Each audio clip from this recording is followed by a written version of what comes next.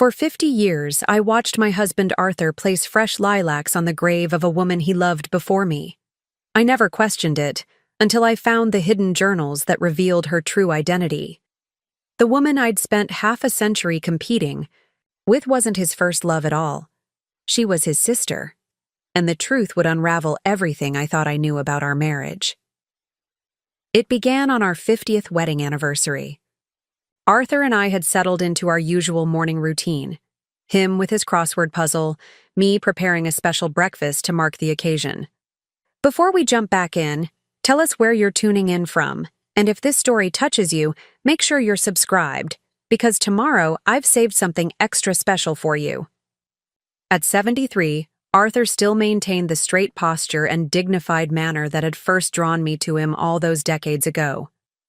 His hands, once steady and strong, now showed prominent veins and age spots, but his eyes remained the same, deep blue and perpetually holding something back. "I made your favorite," I said, setting down a plate of blueberry pancakes in front of him. "And don't forget we have dinner reservations at 6. Arthur looked up, momentarily confused. Then his expression cleared. 50 years, he said with a small smile. "How did we get here so quickly, Laurel?" I leaned down to kiss his temple, inhaling the familiar scent of his aftershave, the same brand he'd used our entire marriage. "One day at a time, my dear." I turned back to the stove. I caught sight of Arthur discreetly checking his watch. I knew what that meant. Third Thursday of the month, his standing appointment with the dead. "You're going to visit Crystal today?" I kept my voice neutral, the way I had for 5 decades whenever I mentioned her name. Arthur nodded, folding his newspaper carefully. "Just for a little while. I'll be back in time to change for dinner." I forced a smile. "Of course. Give her my regards." It was the same exchange we'd had hundreds of times before. The visits to Crystal's grave had been part of our marriage from the beginning, a non-negotiable ritual that I had come to accept, if never quite understand. Arthur had told me only the basics. Crystal had died young, tragically. They had been deeply in love. He had never fully recovered. I'd seen a single photograph of her once, a beautiful young woman with striking features and an enigmatic smile. Arthur kept it locked in his desk drawer, along with whatever memories he couldn't bring himself to share with me. "I can explain," I said, though I was the one who deserved explanations. Arthur stepped into the room slowly, as if approaching a wild animal. His face had aged 10 years in 10 seconds. The carefully maintained composure he'd worn for decades now completely shattered. He looked at the open journals scattered on the floor, at the photograph still sitting on the small table, and then back at me. "You weren't supposed to find this," he whispered. "Clearly," I replied, surprising myself with the edge in my voice. 50 years, Arthur. 50 years of letting me believe she was someone you loved romantically. 50 years of watching me try to compete with a ghost." He sank into his leather chair, suddenly looking every one of his 73 years. "Is that what you thought? All this time? What was I supposed to think?" I held up the journal in my hands. "You never told me she was your sister. You let me believe—" "I never said she was anything else," he interrupted, a flash of defensiveness in his eyes. "You never corrected my assumptions either." I moved to stand directly in front of him. "When we were dating, and I asked about the photograph in your wallet, you said she was someone you loved very much who died. When I asked if she was your girlfriend, you just said, 'It was complicated.' You've been visiting her grave monthly for our entire marriage, bringing her favorite flowers." What was I supposed to think? Arthur's shoulders slumped. "I didn't realize. I never meant to make you feel second best." I laughed, a short, bitter sound that surprised us both. "I've spent 50 years living with her ghost between us, wondering what she had that I didn't, wondering if you would have married her instead if she had lived." He flinched at that, and for a moment, I regretted my harshness. But 50 years of built-up questions couldn't be contained any longer. Why, Arthur? Why keep this secret? Why hide who she really was? He was silent for so long, I thought he might not answer. When he finally spoke, his voice was low, almost a whisper. Because talking about her as my sister meant talking about her death. About what happened. About how I failed her. His hands trembled as he reached for one of the journals. It was easier to let people think she was someone I'd loved and lost romantically. It fit into a narrative everyone understood. The one who got away. No one questioned it. No one asked for details. I'm not everyone, Arthur. I'm your wife. He met my eyes then, and the raw pain I saw there made my breath catch. I know, and I should have told you. But by the time I realized what you believed, we'd been married for years. How could I explain that I'd let you misunderstand something so fundamental for so long? I sank down onto the ottoman across from him, suddenly exhausted. So instead, you built a secret room, hid all evidence of who she really was, continued to let me believe a lie for half a century. Arthur nodded, his eyes downcast. It became easier to maintain the deception than to correct it. And then, he gestured helplessly at the room around us. Time passed. Our children were born. Life moved forward. But I couldn't let her go. I couldn't stop visiting her. I couldn't stop writing to her in these journals. It became my penance. Penance? For what? For surviving? His head snapped up, surprise evident in his expression. You read that much. Enough to know she was your twin, that she died of leukemia when you were both 23, that she made you promise to live fully. I leaned forward. What I don't understand is why you've spent 50 years punishing yourself, and by extension, me, for surviving. Arthur stood up abruptly, moving to the hidden room. He returned with another journal, this one with a dark blue cover, unmarked by a date. He held it out to me, his hand visibly shaking. Because it wasn't just that she died and I lived, he said quietly. It's that she died because of me. I took the journal cautiously, opening it to find not Arthur's familiar handwriting, but a more delicate script. Crystal's diary. Read the entry for March 10th, 1972, Arthur said, his voice hollow. I turned the pages carefully until I found the date. March 10th, 1972. The doctor confirmed what I've suspected for weeks now.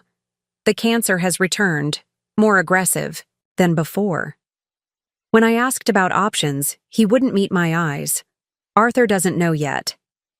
How do I tell my twin that while his life is just beginning, mine is ending? He's finally been accepted to grad school, his future stretching bright before him.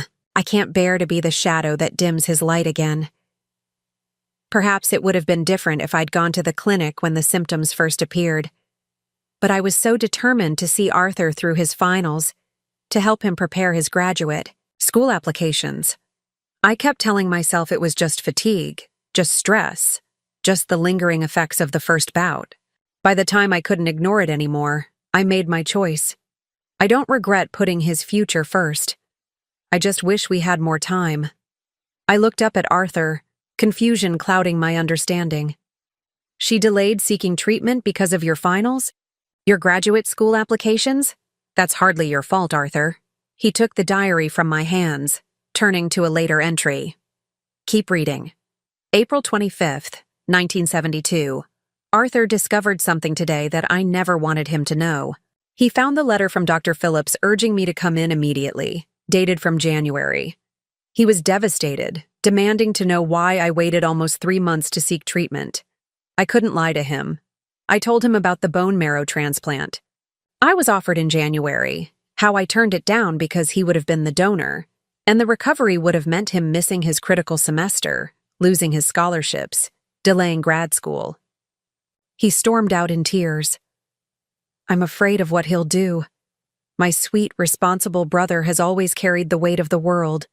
Now he'll try to carry mine, too. not understanding that some burdens can't be shared. Preparing and narrating this story took us a lot of time, so if you are enjoying it, subscribe to our channel. It means a lot to us. Now back to the story. My hand flew to my mouth. She refused a transplant that might have saved her life. Because of your education? Arthur nodded, his face a mask of decades-old grief. My twin sister died because she didn't want to disrupt my life. She chose my future over her own. His voice broke. How does someone live with that knowledge? I finally understood. The monthly visits, the hidden grief, the journals, they weren't just about mourning a beloved sister. They were about carrying an unbearable guilt, a debt Arthur felt could never be repaid. She made her choice, Arthur, I said gently. You didn't know. I should have, he replied. The words weighted with 50 years of self-recrimination. I knew something was wrong. I saw how tired she was, how she'd lost weight. But I was so caught up in my own ambitions, my own plans. I didn't push hard enough. I didn't insist she see a doctor. He took the diary back, closing it with reverent care. So now you know. Every month for 50 years, I visited her grave not just because I miss her, but because I owe her the life I've lived. Every accomplishment, every joy, they should have been hers too.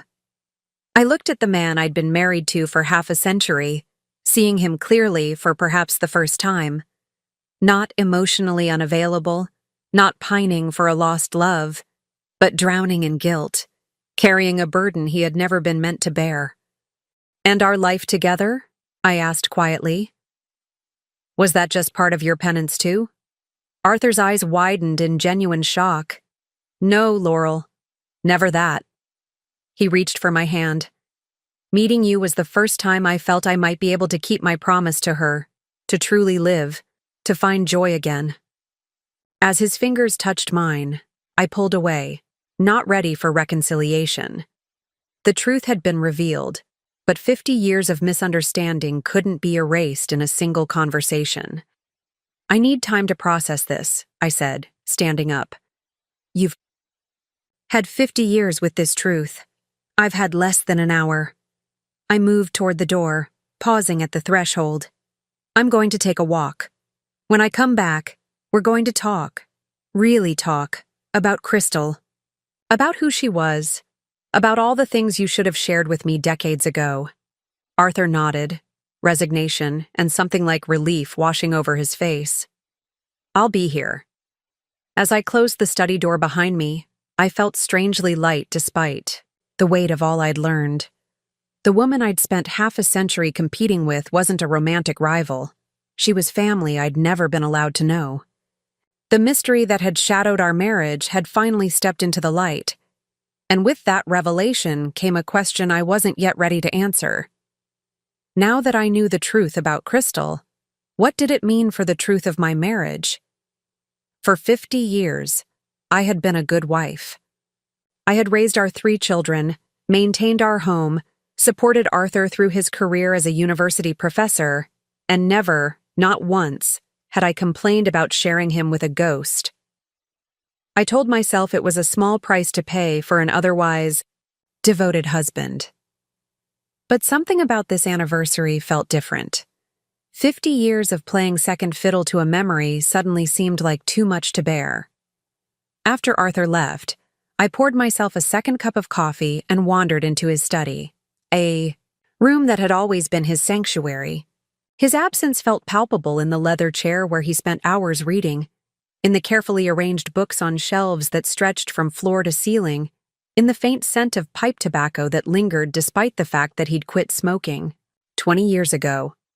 I ran my fingers along his desk, the mahogany surface polished to a high shine. How many times had I dusted this room while never truly exploring it? How many times had I respected his privacy at the expense of my own peace of mind? Without conscious decision, I found myself trying the small drawer where he kept her photograph. Locked, as always. The key was on his keychain, which never left his possession. I stood there, hand still on the drawer pull, feeling foolish and slightly ashamed. What was I doing? After 50 years, what did I hope to discover? I was about to leave when my eyes caught on something unusual, a slight gap between the bookcase and the wall. I might never have noticed it if the morning light hadn't cast just the right shadow. Curious, I moved closer and peered into the gap. There appeared to be a small space behind the bookcase. My heart began to race as I pushed against the heavy shelving unit. It moved more easily than expected, revealing a narrow door built into the wall, a door that had been deliberately concealed. Stood frozen, staring at this secret entrance in our home of 45 years. My first instinct was to push the bookcase back, to pretend I'd never seen it. But 50 years of unanswered questions propelled me forward. With trembling fingers, I turned the simple metal knob. The door opened with a soft creak onto a small room, more of a closet, really, illuminated only by the light spilling in from the study. Shelves lined the walls, each filled with leather-bound journals, stacked chronologically with dates carefully marked on their spines. In the center stood a small table bearing a silver frame I'd never seen before. A photograph of Arthur, much younger, with his arm around a young woman. Crystal. But this wasn't the photograph I'd glimpsed before. In this image, they were both laughing, their posture relaxed and intimate. Arthur looked happier than I'd ever seen him, his eyes crinkled at the corners, his smile uninhibited in a way it had never been with me. My knees weakened, and I sank to the floor, the photograph still clutched in my hands. 50 years of suspecting I was competing with a ghost, and now I held tangible proof. I felt a lifetime of insecurity crystallize into a single painful moment of clarity. With shaking hands, I reached for one of the journals, the earliest one, dated 3 years before Arthur and I had met. I told myself I would just look at one. Entry, just try to understand what hold this woman still had on my husband after all these years. The journal fell open to a page marked with a pressed lilac flower, the same flowers Arthur brought to her grave each month. I began to read. April 18, 1972, Crystal insisted on going to the lake today, despite the doctor's warnings about overexertion. If these are my last days, she said, I won't spend them locked inside.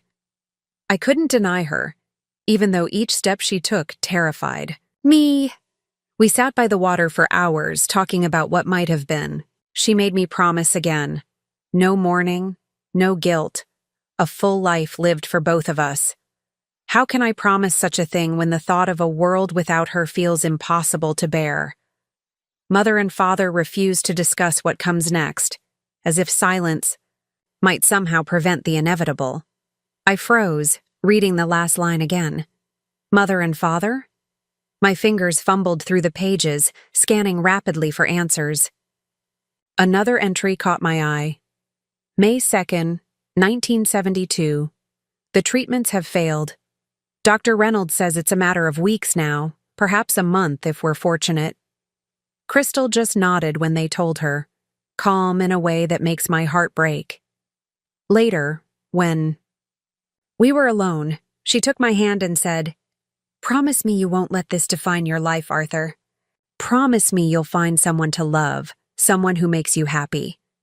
How can she ask this of me? She's not just my sister. She's my twin, my other half. When she goes, she takes part of me with her. Sister, not lover. Sister. The room seemed to tilt around me as 50 years of assumptions crumbled.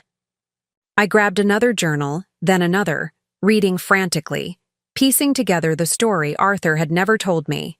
Crystal, his twin sister, brilliant and vibrant, diagnosed with leukemia at 22.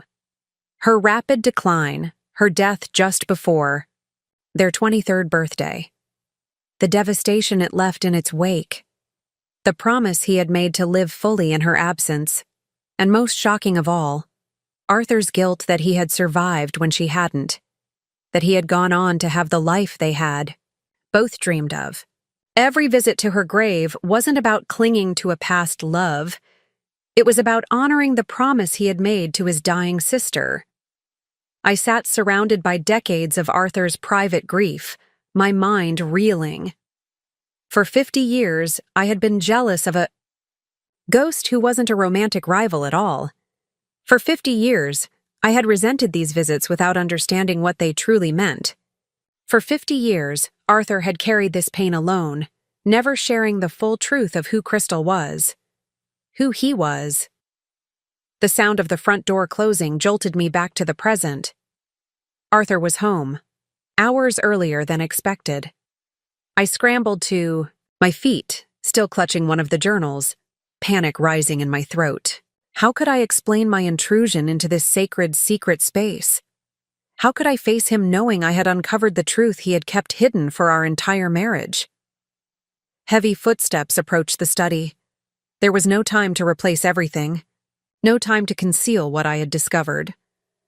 I stepped out from behind the bookcase, journal in hand, just as Arthur appeared in the doorway. He stopped abruptly, his face draining of color as his eyes moved from me to the open secret door, to the journal I held. For a moment, we simply stared at each other, the weight of 50 years and unspoken truths hanging in the air between us. "Laurel," he whispered, his voice breaking. "What have you done?" The mid-afternoon sun warmed my face as I walked through our neighborhood. 50 years in the same house meant I knew every crack in the sidewalk, every flowering bush, every mailbox. Like my marriage, this landscape had become so familiar, I'd stopped truly seeing it. Now, with each step, I found myself noticing details I'd overlooked for decades, much like the truth about Crystal that had been hiding in plain sight. Our suburban street was quiet at this hour, most neighbors either still at work or napping. Behind drawn curtains, I had no particular destination in mind. I simply needed space to breathe, to think, to reconsider 5 decades of life with Arthur in light of what I now knew. Before today, my understanding of our marriage had been straightforward. We met when I was 24 and Arthur 28, introduced by mutual friends at a university faculty party. I was a newly hired librarian. He was finishing his PhD in literature. There was nothing dramatic about our courtship, just a steady, comfortable progression toward partnership. 6 months of dating, a year-long engagement, a modest wedding in his parents' backyard. I'd known from the beginning about his monthly visits to a grave. He'd been upfront about that at least, though never about who Crystal truly was to him. When I asked early in our relationship, he'd been vague. I'd filled in the blanks myself, crafting a narrative about passionate young love cut short by tragedy. Arthur had never corrected me. Now, walking past the Henderson house with its meticulously maintained roses, I wondered if I'd been complicit in my own deception. Had I preferred the romantic tragedy I'd invented to a more complex truth? Had I avoided pressing for details? Because I feared what I might learn, I found myself at the small community park 3 blocks from our home. I sat on a bench overlooking the duck pond, the same bench where Arthur had proposed 50 years earlier. He'd been nervous, dropping the ring in the grass and spending 10 frantic minutes searching for it while I pretended not to notice his distress.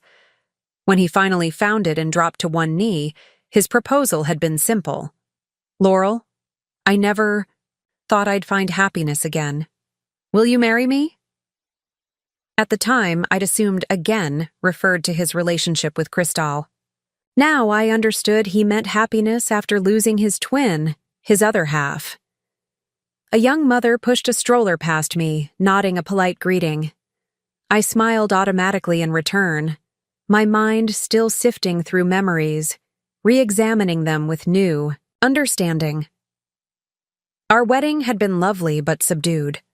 Arthur's parents were reserved people who kept conversation to a minimum. They never spoke of Crystal, and following their lead, neither did I.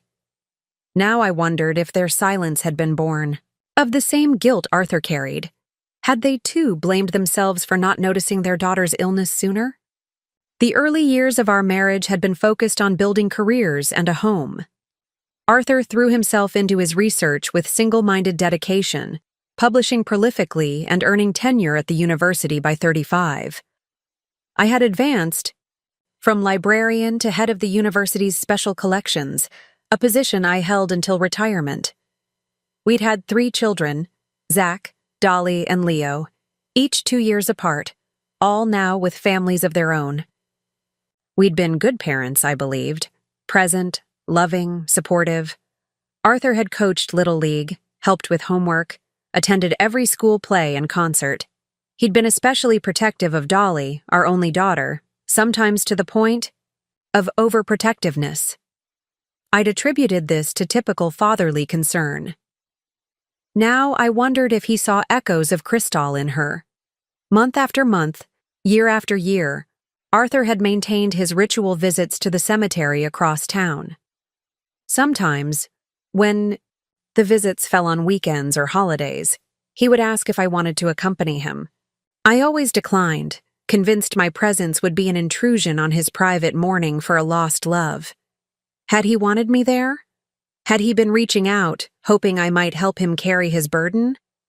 Our children had asked about the visits when they were young. Arthur had told them he was visiting someone very special who died a long time ago.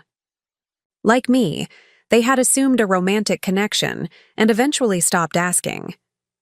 The visits became background noise in our family life, a peculiarity we all accepted without question.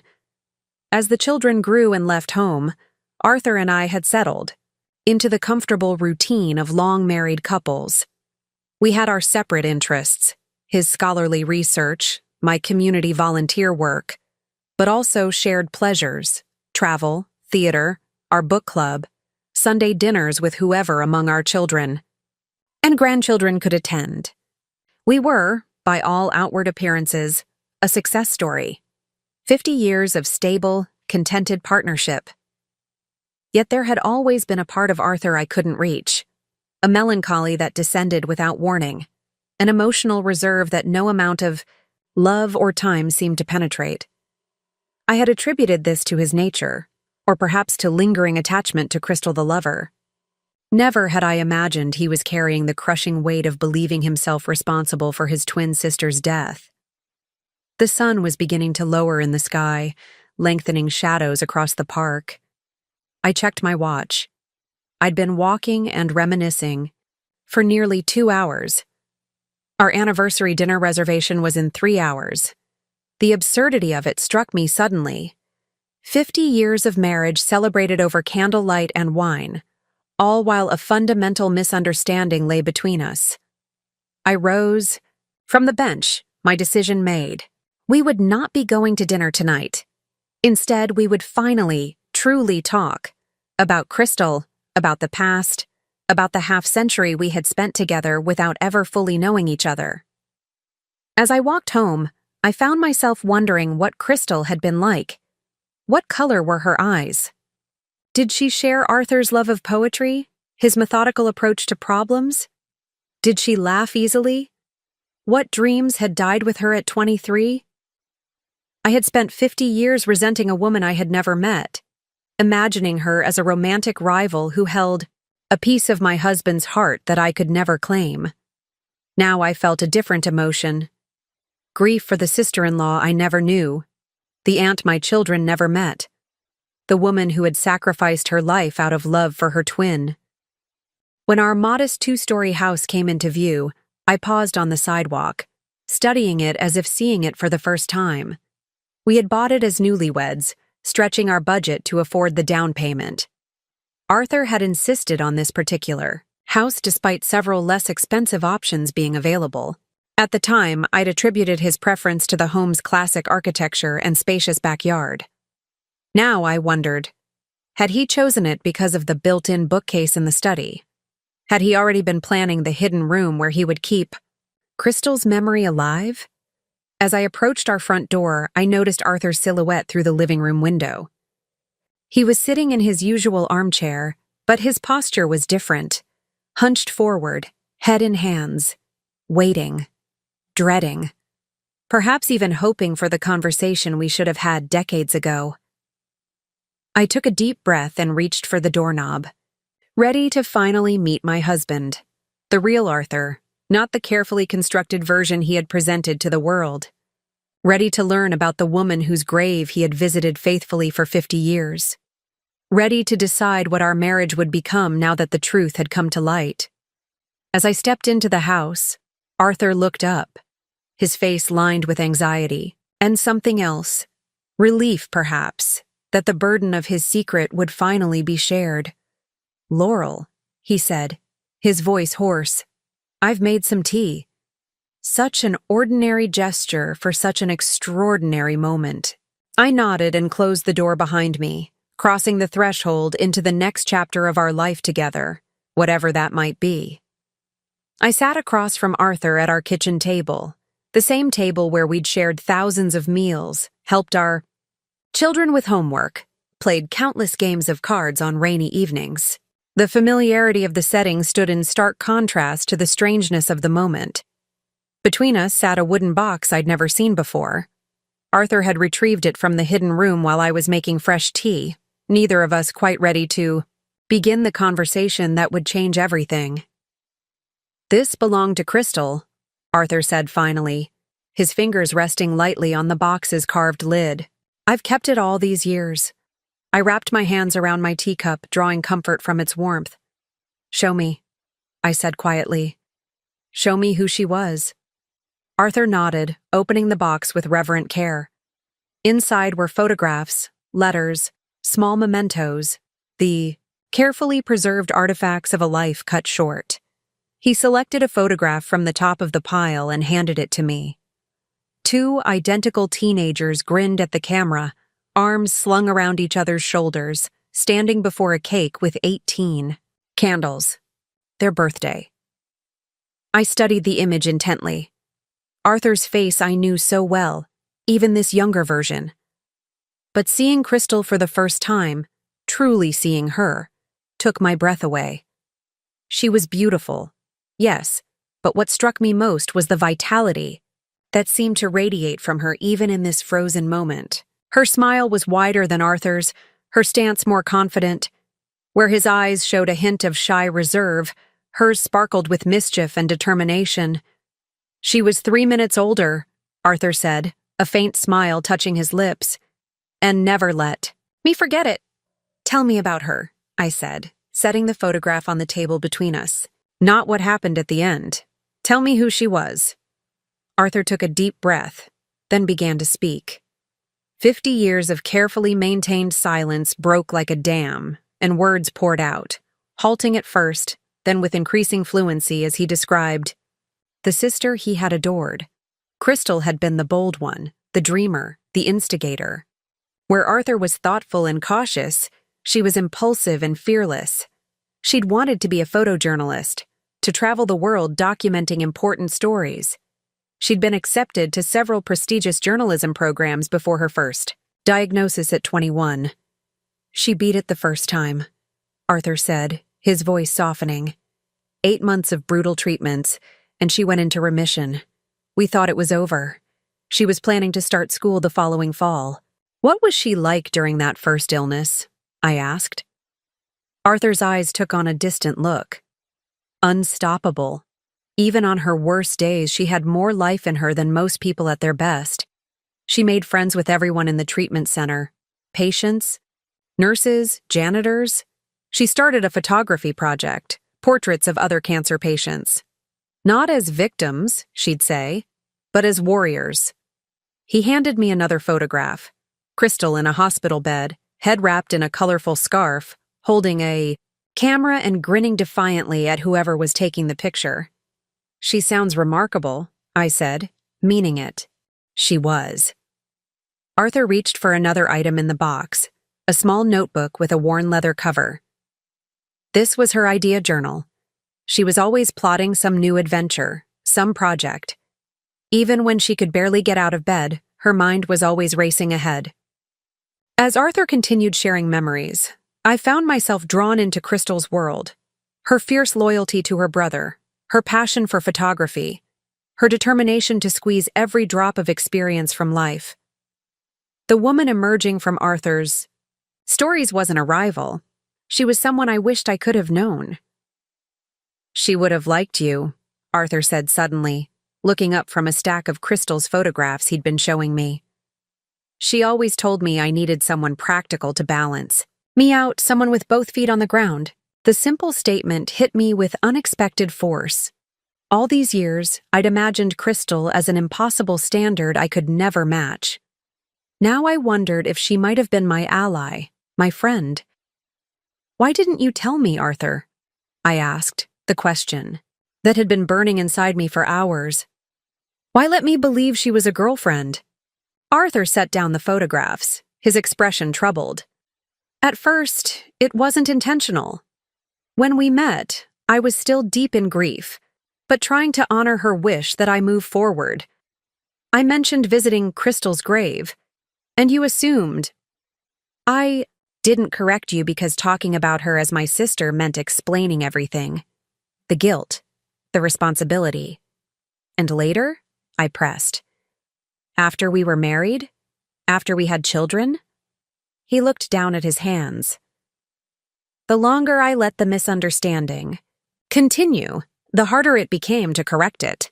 And to be honest, there was a certain protection in letting people think she was a girlfriend I'd lost. People understand romantic grief. They respect it, give it space. The loss of a twin sister." He shook his head. "People expect you to get over it eventually. They don't understand that losing her was like losing half of myself." I considered this, trying to see it from his perspective. "But I'm not people, Arthur. I'm your wife." "I know," he said, guilt flashing across his face. "And that's the real reason, Laurel. The shameful one. I was afraid." "Afraid of what?" "That if I told you the truth about Crystal, about my guilt, about why I visit her grave, about why I keep her memory so close, you might try to help me move on." His voice cracked slightly. "And I don't deserve to move on. Not when she's gone because of me." The raw pain in his admission silenced me momentarily. For 50 years, my husband had carried this burden alone, believing he didn't deserve to be unburdened. For 50 years, he'd punished himself for a choice his sister had made out of love for him. "She wouldn't want this for you," I said finally. "From everything you've told me about Crystal, she wouldn't want you spending your life in penance." Arthur's eyes filled with tears. "She made me promise to live fully, to experience everything she couldn't. And I've tried, Laurel. Our marriage, our children, my work, I've tried to honor that promise, but I can't escape the fact that I'm living the life she sacrificed hers to give me." I reached across the table and took his hand, the first gesture of connection since my discovery hours earlier. "Then live it better," I said firmly. "If she gave you this life, don't waste it on guilt she never asked you to carry." A tear slipped down Arthur's cheek. "I don't know how to let it go. It's been part of me for so long." "Maybe you don't have to let it go," I suggested. "Maybe you just need to transform it into something else. Something that honors her sacrifice, rather than diminishes it." Arthur looked at me questioningly. "What do you mean?" Before I could answer, the doorbell rang. We both started, suddenly reminded that the world continued outside our intense conversation. Arthur checked his watch and winced. "That's probably Zach," he said. "I called him earlier, when you were out walking. I was not in a good place. He said he'd stop by to check on us." I sighed, not ready for our moment of truth to be interrupted. But Arthur was already rising, moving toward the door with the automatic politeness ingrained over decades of social conditioning. I gathered the photographs scattered across the table, carefully returning them to Crystal's box. As I did, a folded piece of paper slipped from between two photos. I opened it to find a letter written in Crystal's distinctive handwriting, addressed to future Mrs. Harrington. My heart stopped. With trembling hands, I unfolded the letter completely, my eyes scanning the first line. "To the woman my brother will someday love. If you're reading this, Arthur has finally found the courage to share me with you. Before I could read further, I heard footsteps in the hallway. I quickly refolded the letter and slipped it into my pocket just as Arthur returned to the kitchen, our oldest son, Zach, following close behind. Zach looked between us, concern etched on his face. Mom? Dad? What's going on? You guys never cancel anniversary plans. I met Arthur's eyes across the room, silently communicating in the way only couples married for 50 years can do. This was a turning point. How much would we share? How much would we continue to hide? The letter seemed to burn in my pocket, Crystal's voice reaching across time to me, a message I wasn't yet meant to read. Whatever it contained would have to wait until Zach was gone, and Arthur and I could continue the conversation that had only just begun. Your father has something important to tell you, I said, making the decision for both of us. About your Aunt Crystal? Zach's brow furrowed in confusion. Who? Arthur stood frozen, his face a mixture of panic and resignation. For a moment, I thought he might retreat, invent some excuse to avoid sharing the truth with our son. But then, something shifted in his expression, a resolve I hadn't seen before. Sit down, Zach, he said quietly. There's something I should have told you, all of you, a long time ago. Zach glanced at me, confusion evident in his furrowed brow. At 48, our oldest son had Arthur's scholarly demeanor and my practical nature.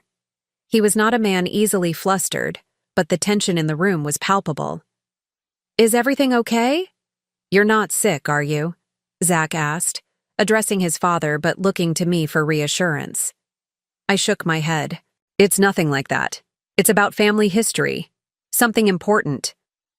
Zach sat at the kitchen table, noticing Crystal's box for the first time.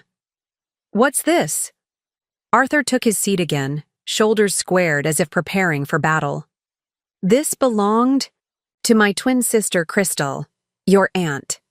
The shock on Zach's face mirrored what I had felt hours earlier. Your twin sister? Dad, what are you talking about?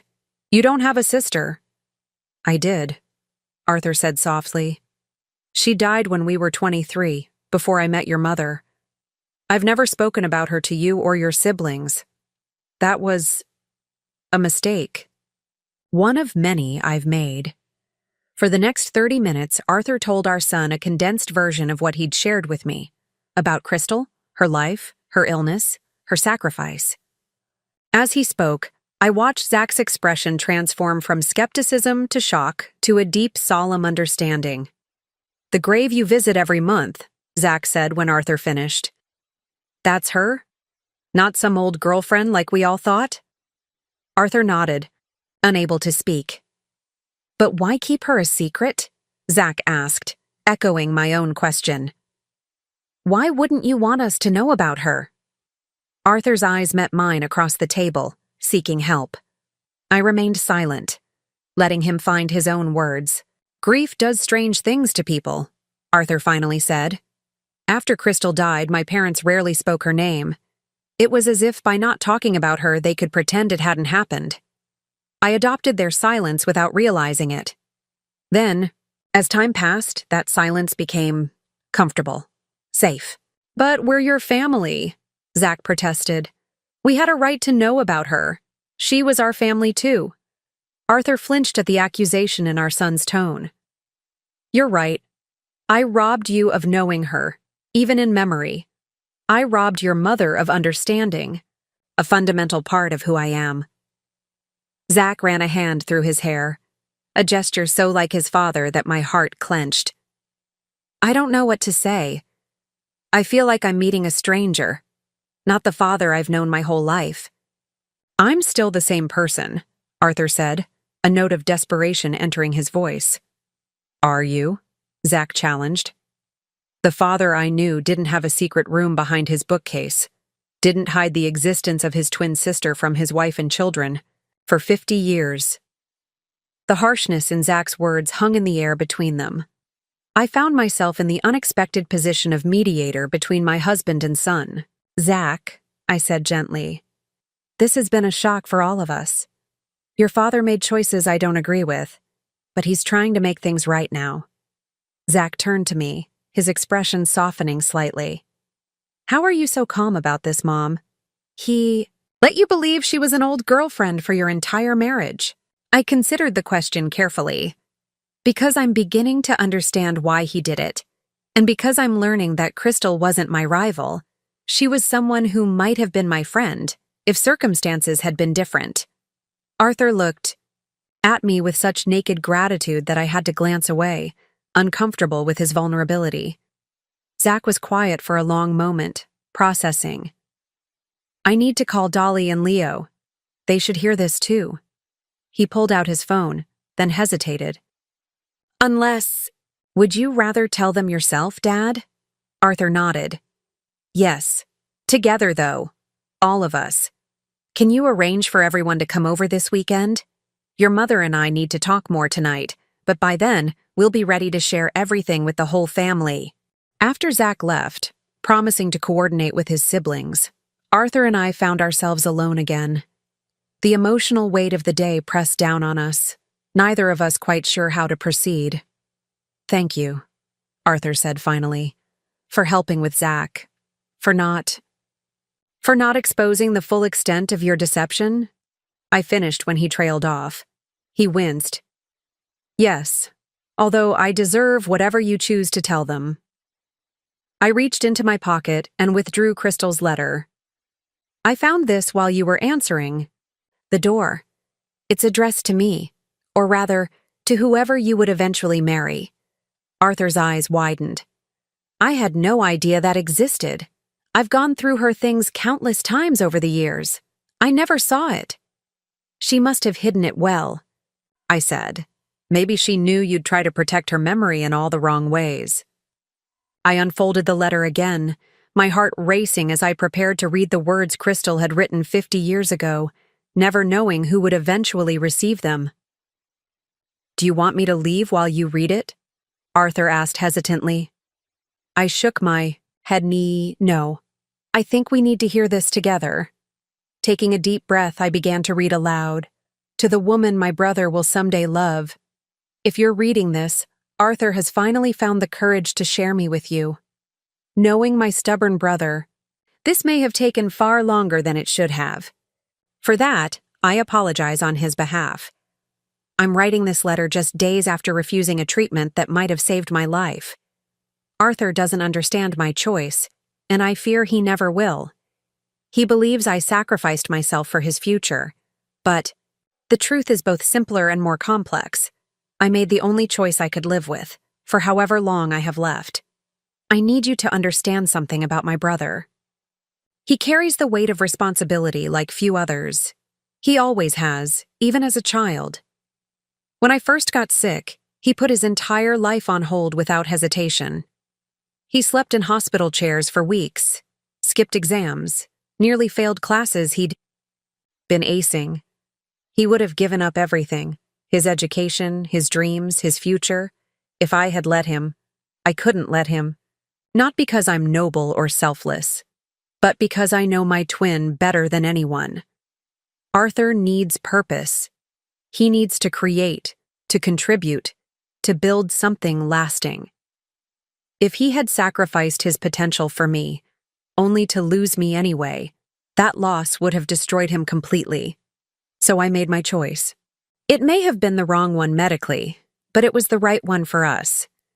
I get to leave this world knowing he will go on to live a life that matters. That's more valuable to me than a few more months or years of borrowed time. But I know my brother. He will blame himself. He will carry guilt that isn't his to carry. He will punish himself for being the one who survived. This is where you come in. I don't know your name or your face, but I know you must be extraordinary to have won Arthur's heart. He doesn't give his love easily. Please help him understand that my choice was mine alone, made from love, not sacrifice. Help him see that honoring my memory means living fully, not partially.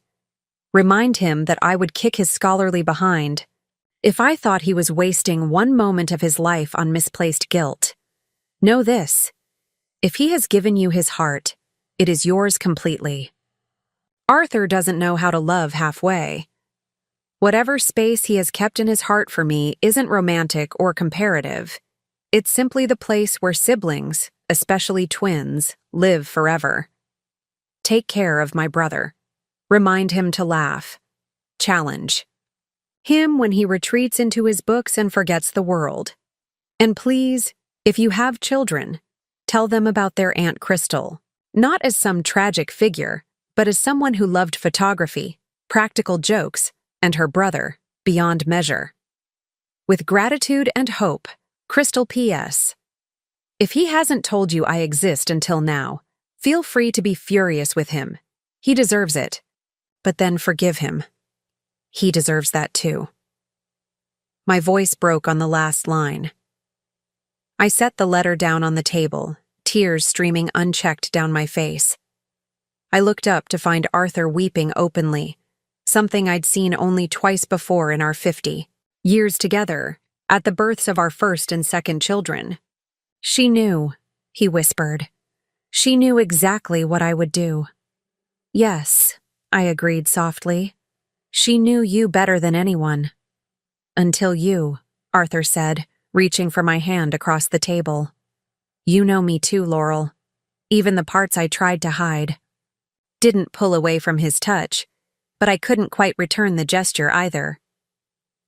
I'm not sure I do know you, Arthur. Not fully. Not yet. But I think maybe after 50 years it's time I did. The following morning, I woke early, the events of the previous day flooding back before I'd even opened my eyes. Arthur's side of the bed was empty. Not unusual, as he'd always been an early riser. For a moment, I lay still, listening to the familiar sounds of our home. The coffee maker gurgling downstairs, the ticking of the grandfather clock in the hallway, the faint rustling of newspaper pages being turned. 50 years of marriage had created these comfortable rhythms, these predictable patterns, but now I wondered how much of that comfort had been built on unspoken truths and careful omissions. I dressed slowly, mentally preparing for the day ahead. After reading Crystal's letter, Arthur and I had talked late into the night, navigating the complex emotions her words had stirred in both of us. We'd agreed to postpone our anniversary dinner, neither of us in the mood for celebration. Instead, we'd ordered takeout and continued our conversation, sharing memories and questions until exhaustion finally drove us to bed. Downstairs, I found Arthur at the kitchen table, reading glasses perched on his nose, newspaper spread before him. For a moment, I simply watched him. This man who had been my husband for half a century, suddenly a stranger in familiar clothing. Good morning, he said, looking up and offering a tentative smile. I made coffee. I nodded, pouring myself a cup before joining him at the table. I've been thinking, I said, not bothering with small talk. I want to go with you next time. Arthur's brow furrowed in confusion. Go where? To visit Crystal. I met his eyes steadily. I want to meet your sister properly. His expression registered surprise, then uncertainty. It's just a cemetery, Laurel. It's not. It's been your monthly pilgrimage for 50 years, I interrupted. It's important to you, which means it should be important to me. Besides, I added, softening my tone, I'd like to bring her flowers of my own. Arthur set down his newspaper, removing his reading glasses with hands that trembled slightly. I don't know what to say. You don't need to say anything. Just tell me when you're going next and I'll join you. He nodded slowly. Thursday. I usually go Thursday mornings. Thursday it is. I sipped my coffee, gathering courage for what I needed to say next. Arthur, I've made another decision as well. His posture tensed slightly, anticipating something unpleasant. What's that? After we meet with the children this weekend, I want to open up the hidden room, not just to family, but to make it a proper space in our home. Crystal's memories shouldn't be locked away anymore. Arthur's face paled. You want to... What exactly are you suggesting? I'm not suggesting we display everything, I clarified. Some things can remain private, but her photographs, her artwork, those should be part of our home. The grandchildren should grow up seeing her face, knowing who she was. Arthur's fingers tightened around his coffee mug. I've kept those things private for so long, Laurel. They're sacred to me. And they'll remain sacred, I assured him. But sacred doesn't have to mean secret. If Crystal were here, would she want to be hidden away? From everything you've told me, from her own letter, she seems like someone who would want to be remembered openly, joyfully.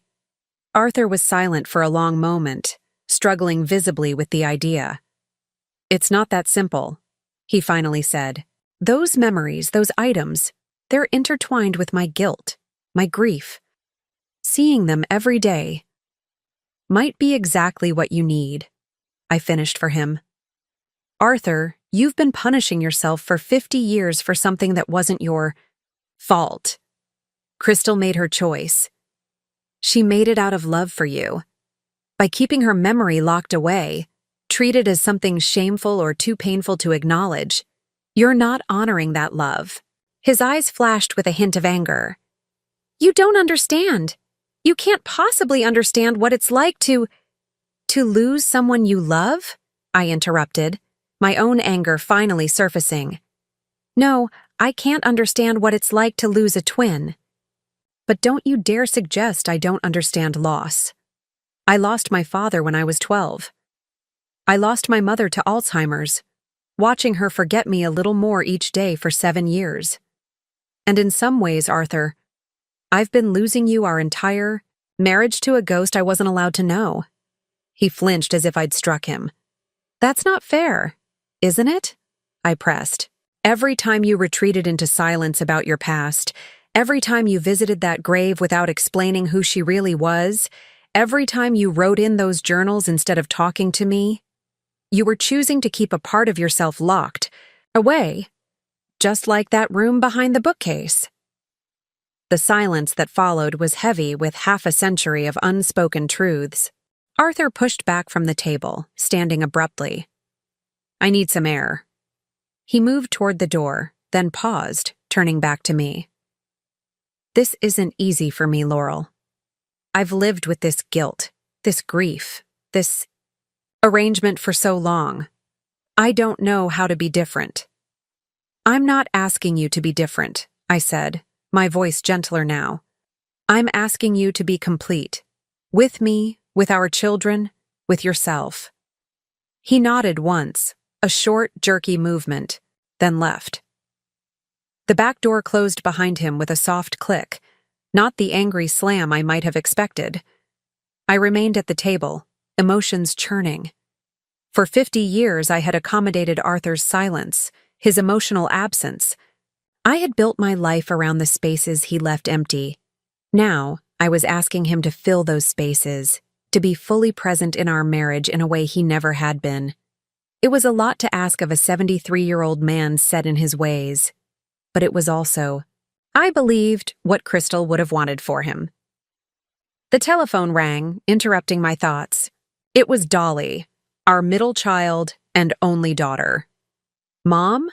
Zach called me last night sounding weird. Said something about a family meeting this weekend? What's going on?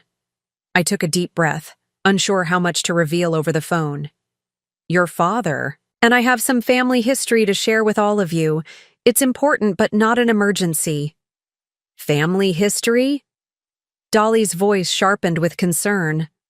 Mom, are you and Dad okay? You're not getting divorced after 50 years, are you? The question struck me as both absurd and strangely perceptive. Were Arthur and I okay? I honestly didn't know. The revelation about Crystal had shaken the foundation of what I thought our marriage was. But divorce? The thought hadn't even occurred to me. No, honey, nothing like that, I assured her. It's about your father's past before he met me. Something he should have told all of you long ago. Now you're scaring me, Dolly said. Just tell me, is it bad? I considered the question carefully. Was the existence of Crystal, this vibrant, loving woman who had shaped Arthur in ways I was only beginning to understand, a bad thing? No, I said firmly. It's sad in some ways, but it's not bad. It's actually something wonderful that's been hidden for too long. After promising Dolly that all would be explained on Saturday, I hung up and went in search of Arthur. I found him in the backyard, sitting on the old wooden bench beneath the maple tree. He looked up as I approached, his expression guarded, but not hostile. I sat beside him, leaving a small space between us. Dolly called. She's worried. Arthur nodded. I imagine they all will be until they know the truth. And after? I asked. What then? He sighed, looking out across the garden he had tended meticulously for decades. I don't know. They might be angry like Zach. They might feel I've lied to them their whole lives. You have, I said gently. But you can start telling the truth. Now. Arthur turned to me, his eyes searching my face. Will it be enough? After 50 years of silence, can sharing Crystal now make up for hiding her all this time? I reached for his hand, covering it with my own. It's a start. For the children. For us. It's a beginning. His fingers turned, interlacing with mine, a small gesture of connection, of hope. We sat there together as the morning sun filtered through the maple leaves, casting dappled shadows across our joined hands. Thursday, Arthur said finally. We'll visit her together on Thursday. It wasn't a resolution to everything between us. It wasn't a promise that our marriage would emerge unscathed from this seismic shift. But it was a step toward something more honest, more complete than what we had built over the past 50 years. And for now, that was enough. Thursday morning dawned clear and mild. I stood in our bedroom, considering what one wears to meet their husband's long-dead twin sister for the first time. It seemed both trivial and immensely significant. I settled on a simple navy dress I knew Arthur liked, with a light cardigan, against the morning chill. In the kitchen, Arthur was already waiting, a small bouquet of lilacs in his hands, the flowers he had always brought to Crystal's grave. Beside them on the counter sat another bouquet I hadn't seen before, white daisies, with sprigs of lavender. I thought you might want to bring these, Arthur said, gesturing to the daisies. Crystal loved them, said they were honest flowers, no pretense, no fuss. I was touched by the gesture, this small effort to include me in a ritual that had been exclusively his for 50 years. Thank you, I said, picking up the bouquet. They're perfect. We drove in silence to Cedar Grove Cemetery, about 30 minutes from our home. I had known its location all these years, but had never accompanied Arthur, always finding some excuse when he occasionally invited me. Now I wondered how different our marriage might have been if I had joined him even once, if I had stood beside him at Crystal's grave and asked about his sister, instead of assuming she was a lost love. The cemetery was peaceful, well-maintained, with ancient oaks providing dappled shade across the gently rolling grounds. Arthur navigated the winding paths with the ease of long familiarity, eventually stopping near a simple granite headstone set beneath a flowering dogwood tree.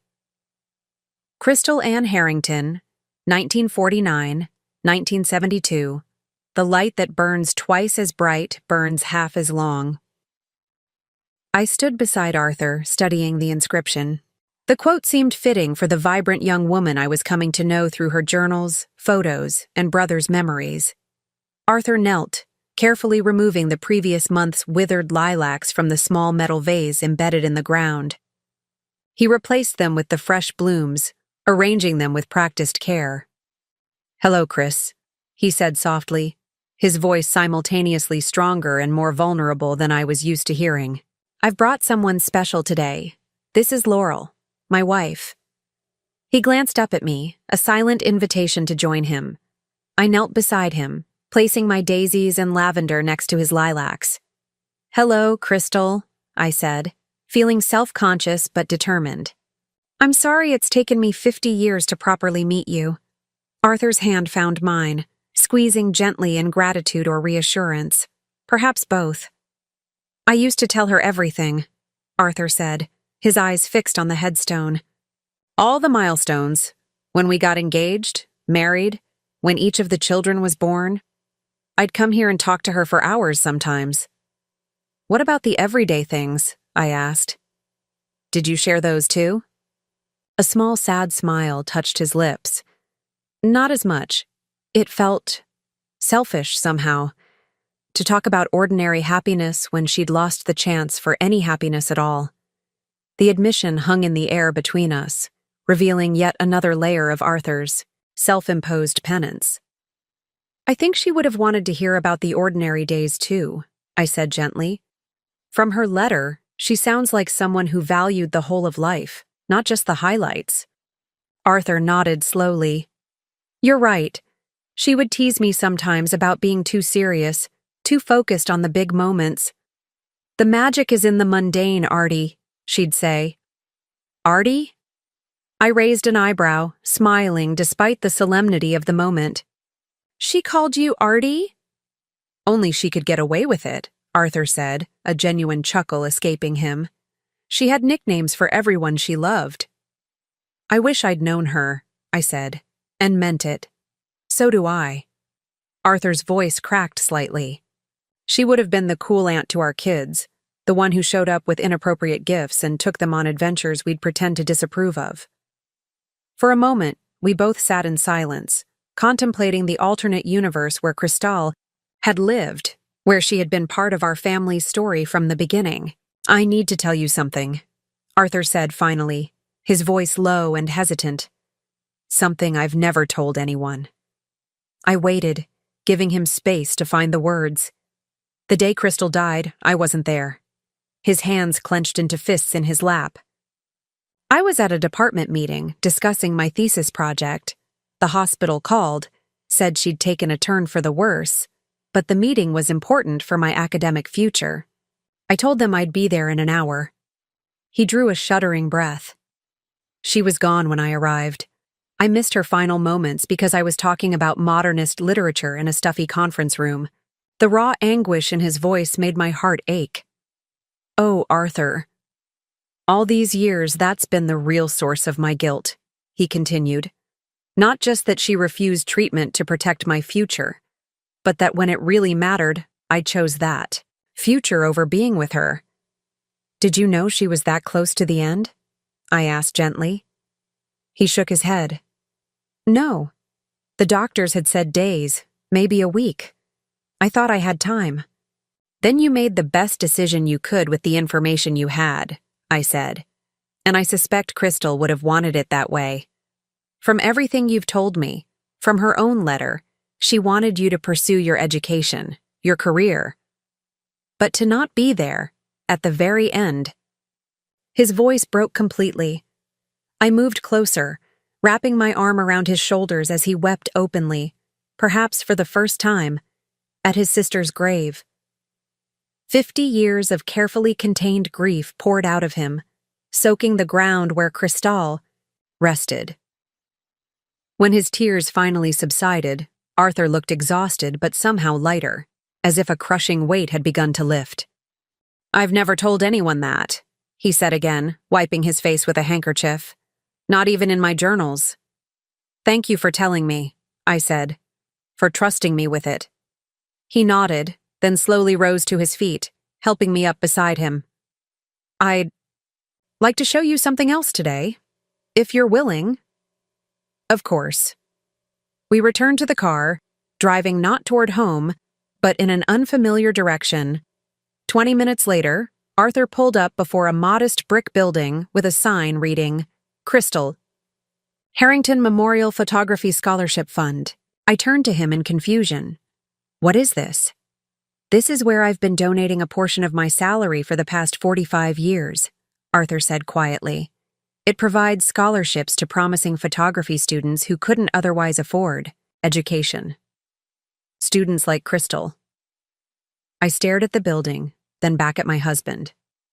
You started this? He nodded. After our first child was born. I realized I needed to do something positive with my grief, something that would have made her proud. He paused. I should have told you about it, about all of it. Yes, you should have, I agreed, but without anger. Can we go inside? The interior was simple but elegant. A small gallery space displaying photographs taken by scholarship recipients over the years.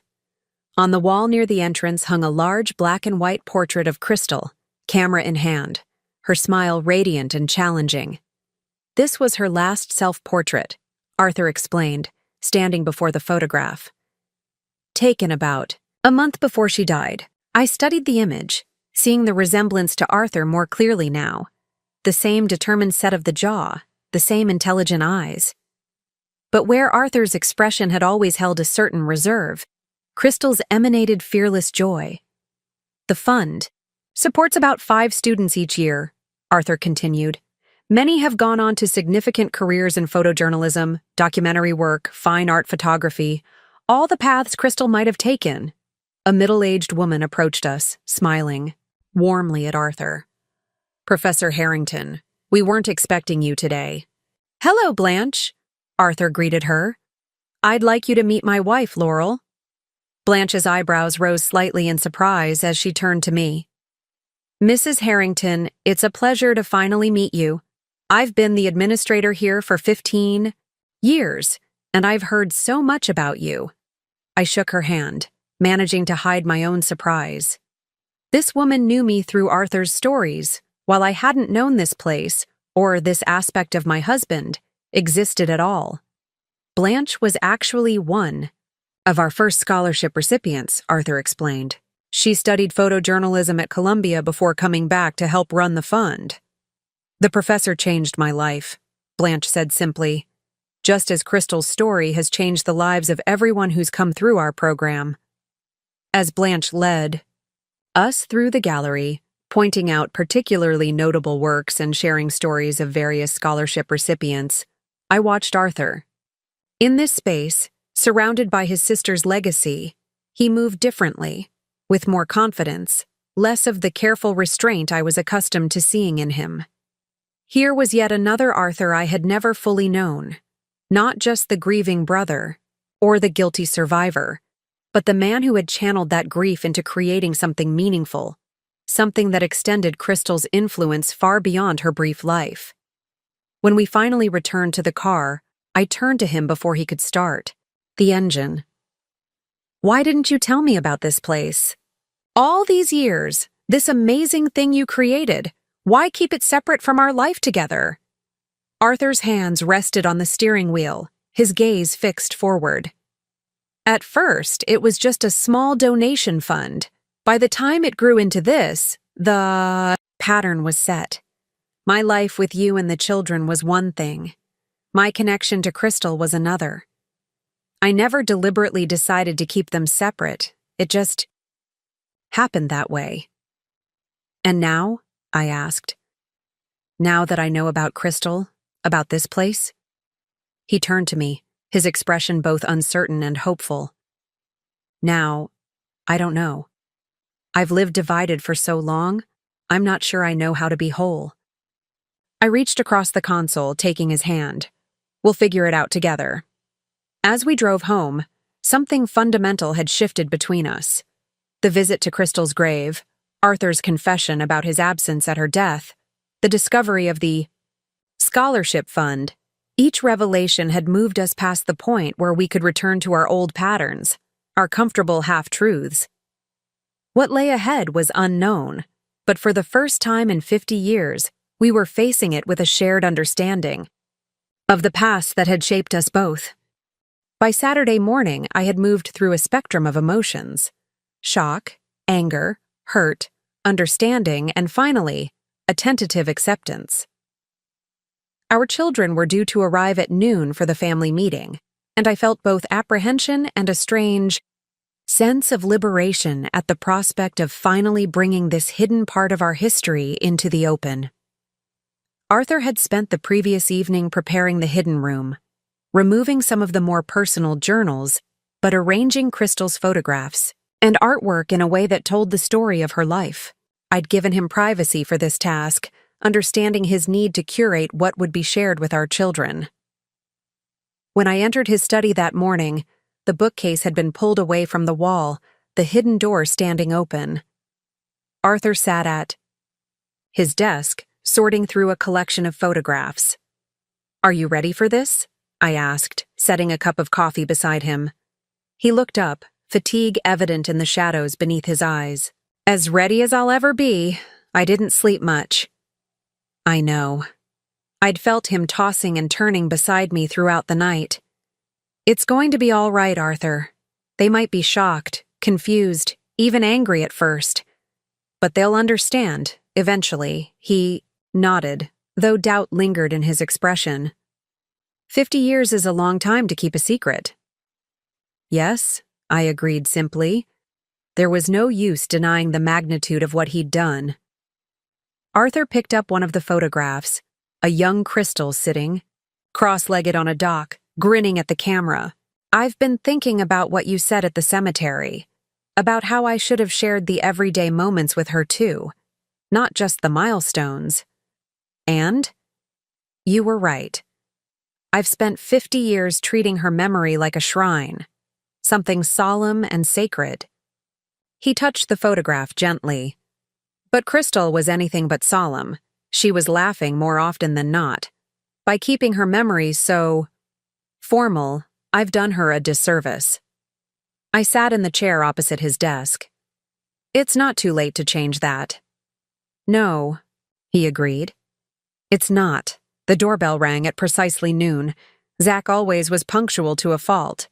By 12:15, all 3 of our children had arrived. Zach, looking serious and preoccupied. Dolly, visibly anxious, her questions barely contained. And Leo, our youngest, cheerfully oblivious to the tension, having been told only that there was a family gathering. Arthur gathered them in the living room, where I'd set out coffee and the cinnamon rolls that had been a Sunday tradition when the children were young. The familiar scent seemed to ease some of the tension, a sensory reminder of family and security. "Thank you all for coming," Arthur began, his professor's voice steadier than I'd expected. "Your mother and I have something important to share with you, something I should have told you long ago." Dolly, never one for patience, interrupted immediately. "Dad, just tell us. Are you sick? Is Mom sick? What's going on?" "No one is sick," I assured her, reaching over to squeeze her hand. "This is about family history." Zach, who already knew part of the story, sat stone-faced, waiting for his siblings' reactions. Arthur took a deep breath. "I had a twin sister named Crystal. She died when we were 23 before I met your mother. For reasons that seemed necessary at the time, I kept her existence private. None of you knew you had an aunt. That was wrong of me, and I'm sorry." The silence that followed was profound. Leo was the first to break it. "A twin sister? Dad, how do you keep something like that secret for our entire lives?" "Practice," Arthur said, with unexpected bitterness. "And the help of grandparents who preferred to pretend she never existed rather than face their grief." Dolly turned to me, tears welling in her eyes. "Did you know, Mom?" "Not until a few days ago," I said gently. "I discovered it by accident." "The grave," Leo said suddenly, comprehension dawning on his face. "The one you visit every month. That's her, isn't it? Not some old girlfriend like we all thought." Arthur nodded. "Yes, that's Crystal's grave." "Why?" Dolly asked, her voice breaking. "Why would you hide something so important? She was our family, Dad. We had a right to know her, even if only through your memories." Arthur's shoulders slumped slightly. "You're right. You did have that right, and I denied it to you. The full explanation is complicated, but the simplest version is this. I blamed myself for her death, and speaking about her meant confronting that guilt." "But that doesn't make sense," Leo protested. "How could her death be your fault? Were you driving? Was it an accident?" "No," Arthur said. "She had leukemia. She refused a treatment that might have saved her because she didn't want to interrupt. My education. Understanding dawned on their faces. The weight of this knowledge, the impact it must have had on their father. "There's more," I said. "Your father would like to show you something." Arthur stood, gesturing for them to follow. He led the way to his study, where the hidden door stood open. Our children crowded in the doorway, expressions varying from shock to disbelief to fascination. "This is where I've kept Crystal's memory alive," Arthur explained, stepping back to allow them entry. "Her photographs, her journals, her artwork." They moved into the small room cautiously, as if entering a sacred space. In a way, it was. A sanctuary Arthur had created to honor his sister, hidden from the world but central to his inner life. Dolly was the first to pick up one of the photographs, Crystal and Arthur on their graduation day, arms slung around each, other's shoulders. "She looked like you, Dad, around the eyes." "Yes," Arthur said softly. "People often couldn't tell us apart from behind when we were children." Leo examined the photographs of Crystal with her camera. "She was a photographer?" "She wanted to be. She was studying journalism before she got sick. She had remarkable talent." Arthur's voice filled with pride. "That's why I established the scholarship fund in her name." This revelation brought another round of shocked expressions. "The Crystal Harrington Memorial Fund?" Zach asked. "That's real? I thought it was just something mentioned in your department newsletter." Arthur nodded. "It's very real. It provides scholarships for photography students who couldn't otherwise afford education. Your mother and I visited it yesterday." Zach's expression softened slightly. That's actually incredible, Dad." For the next hour, our children explored the hidden room, examining photographs, asking questions about the aunt they'd never known. Arthur answered each question with growing ease, the stiffness gradually leaving his posture as he shared stories about Crystal. Not just the solemn, sacred aspects of her memory that he'd guarded so carefully, but funny anecdotes, mischievous escapades, ordinary moments between twins who had shared everything until death separated them. I stood in the doorway, watching my family discover this missing piece of their history. There was hurt in their questions, confusion in their expressions, but there was also growing understanding and, remarkably, joy in the discovery of this vibrant woman who shared their blood. At one point, Dolly emerged from the room, tears streaming down her face. She came to stand beside me. "I don't know whether to be angry with Dad or heartbroken for him," she whispered. "Both are valid," I told her, wrapping an arm around her shoulders. "I've felt both myself these past few days." "How do you forgive something like this, Mom?" 50. Years of protecting himself the only way he knew how, I finished for her. "I'm still figuring that out, honey. But I do know that your father has punished himself far more severely than any of us could." Dolly leaned her head against my shoulder, a gesture reminiscent of her childhood. "I wish I could have known her." "So do I said, meaning it completely. "But we can know her now, through your father's memories, and maybe that's a start."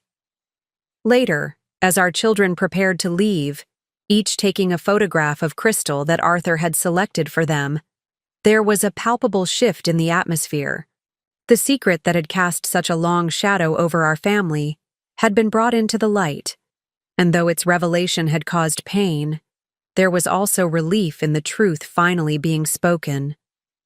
"We'll come back tomorrow," Zach said, embracing his father with a warmth that had been absent during his first visit. "I want to hear more about her." Arthur nodded, too overcome to speak. As we stood on the porch waving goodbye, I felt Arthur's hand slip into mine.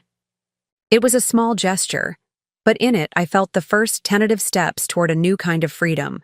For him, for me, for our family.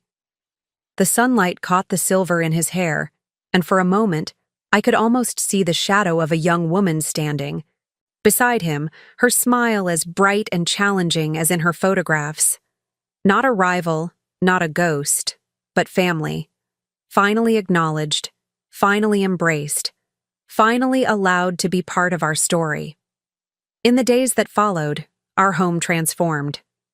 After 50 years of silence, Crystal's presence filled our house, her photographs appearing on walls that had previously held only formal family portraits, her artwork displayed in the living room, her story shared openly when friends or neighbors inquired about these new additions.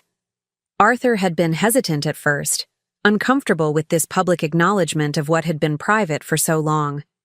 But with each passing day, I noticed a subtle change in him. The burden he had carried for 5 decades was lightening, not because he had forgotten his guilt or grief, but because he was finally allowing others to help him carry it. Our children visited frequently, each processing the revelation in their own way. Zach, our analytical firstborn, had gone into research mode, studying leukemia treatments from the 1970s and the medical ethics of bone marrow transplantation. I suspected he was trying to understand, intellectually, the choice Crystal had made.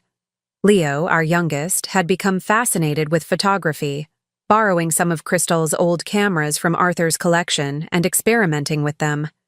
"I want to see the world the way she did," he explained when I found him in the backyard, photographing a spider's web glistening with morning dew. Dolly's approach had been the most direct. "Tell me everything about her," she had demanded of Arthur during her latest visit. Not just the big moments, the little things. What did she like for breakfast? What was her favorite color? Did she bite her nails like Leo does? Arthur had been surprised by this request, but had risen to the challenge, sharing the everyday details of his life with Crystal. I watched from the doorway as they sat together in his study, Dolly taking notes as if interviewing a primary source for one of her journalism projects, Arthur becoming more animated with each memory he shared. "She always put salt on her watermelon," he told Dolly, chuckling at the memory. I thought it was disgusting, but she swore it enhanced the sweetness. "That's exactly what Leo does," Dolly exclaimed. "Remember how grossed out we were when he started doing that as a kid?" Arthur's expression shifted to one of wonder. I never made the connection. There were no genetic links, of course, but still. It's remarkable. "What else?" Dolly pressed. "Did she have any weird habits? Superstitions?" For 2 hours they had talked, Arthur recalling details about Crystal that he perhaps hadn't consciously remembered in decades. When Dolly finally left, Arthur seemed both exhausted and exhilarated, as if he had run a marathon, but finished strong. "Thank you," he said to me that evening, as we prepared for bed. "For what?" "For pushing me to share Crystal with the children. It's been healing in a way I didn't expect." I smiled, recognizing the understatement. "They needed to know her. You needed to share her." He nodded, thoughtful. "I've spent 50 years trying not to think about certain memories, the painful ones, the ones tied to my guilt. But in doing so, I lost touch with so many good memories too. Talking with Dolly today, it was like rediscovering parts of Crystal I had forgotten." 1 week after our initial discovery of the hidden room, I decided it was time for my own exploration of Crystal. While Arthur was meeting with the board of the scholarship fund, I carefully packed a picnic lunch and drove to Cedar Grove Cemetery. The day was perfect for a picnic, warm but not hot, with a gentle breeze rustling the leaves of the dogwood tree that shaded Crystal's grave. I spread a small blanket on the grass beside her headstone and unpacked my basket. A chicken salad sandwich. Arthur had mentioned it was her favorite. A small container of watermelon chunks, with a tiny salt shaker in her honor. And a thermos of lemonade. "I hope you don't mind the company," I said aloud, feeling only slightly self-conscious about speaking to a headstone. I thought it was time we had a proper chat. Just the two of us. I settled myself comfortably on the blanket and began to eat, occasionally offering comments about the weather, the blooming flowers nearby, the family news. It felt strangely natural, as if I were having lunch with a friend rather than a one-sided, Conversation at a gravesite. I want to thank you, I said finally, addressing the heart of why I had come. For your letter. For loving your brother enough to make sure he found happiness after you were gone. For seeing something in me that you trusted, even without knowing me. The breeze picked up slightly, ruffling the edges of my blanket. I chose to take it as a response. I need your help, I continued. Arthur is trying. He's sharing memories, allowing your presence back into his life, our life, in ways I never expected. But I can see him struggling with the guilt. It's been his companion for so long, I'm not sure he knows who he is without it. I poured a small cup of lemonade, setting it beside the flowers at the base of her headstone, an offering of sorts. I don't know how to help him let go of that guilt. I'm not sure I have the right to even ask him to. His relationship with grief is his own, and I need to respect that. But I also need him to be fully present in our marriage, in whatever time we have left together. I fell silent, watching a butterfly land briefly on the granite marker before fluttering away. There were no dramatic revelations, no sudden insights, just the quiet certainty that I was exactly where I needed to be, doing exactly what needed to be done. When I returned home, I found Arthur in the kitchen, attempting to prepare dinner, a task that had always been my domain throughout our marriage. "You're cooking?" I asked, unable to hide my surprise. He turned from the stove, a dish towel slung over his shoulder. "Trying to. I may have been a bit ambitious." He gestured ruefully at the chaos of pots and ingredients scattered across the countertops. "I wanted to surprise you." "I'm definitely surprised," I said, smiling as I set my picnic basket on a free corner of the counter. "What's the occasion?" "No occasion. Just—" He hesitated, searching for words. A small step toward change. Being more present, more equal in our partnership.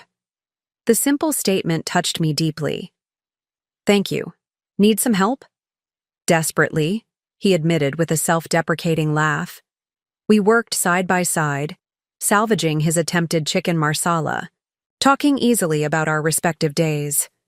When I mentioned my picnic with Crystal, Arthur paused in his stirring, emotion flickering across his face. "You visited her on your own?" I nodded. It felt important to establish my own relationship with her in a way. I hope that doesn't seem strange. "Not strange," he said softly. "Just unexpected. What did you talk about?" "This and that. Family news. The weather." I kept my tone light, not wanting to burden him with my deeper thoughts about his guilt. Mostly, I just wanted to thank her. For what? For raising such a good brother. For making sure he found happiness after she was gone. I met his eyes across the kitchen island. For giving me 50 years with a man who, despite his flaws and secrets, has been a loving husband and father. Arthur's eyes glistened. I haven't always been. Loving, I mean. Not completely, not honestly. "No," I agreed. "But you're trying now. We both are." Later that evening, as we sat in the living room with coffee, Arthur retrieved a worn leather journal from his desk drawer, one I hadn't seen before. "I'd like to share something with you," he said, settling beside me on the sofa. "I've been keeping this journal since shortly after we were married. It's different from the others." He handed it to me, and I opened it with careful hands. Inside, I found not the chronicle of grief and guilt I had expected, but a record of joy. Our first Christmas together, the birth of each of our children, family vacations, professional accomplishments, quiet moments of contentment in our shared life. Every time something happened that I wished Crystal could have experienced too. "I wrote it here," Arthur explained. "It started as another form of guilt, documenting the happiness I was having that she never would. But over time, it became something else. A way of including her in our life, I suppose." I turned the pages slowly, seeing our marriage through Arthur's eyes, the sweet, ordinary moments he had treasured enough to record, the milestones he had marked with both joy and a brother's regret that his twin couldn't share them. "It's beautiful," I said finally, closing the journal with reverence. "Thank you for sharing it with me." Arthur covered my hand with his. "I've been thinking about what you said, about transforming my guilt into something else. I'm not sure how to do that completely, but I think this might be a start.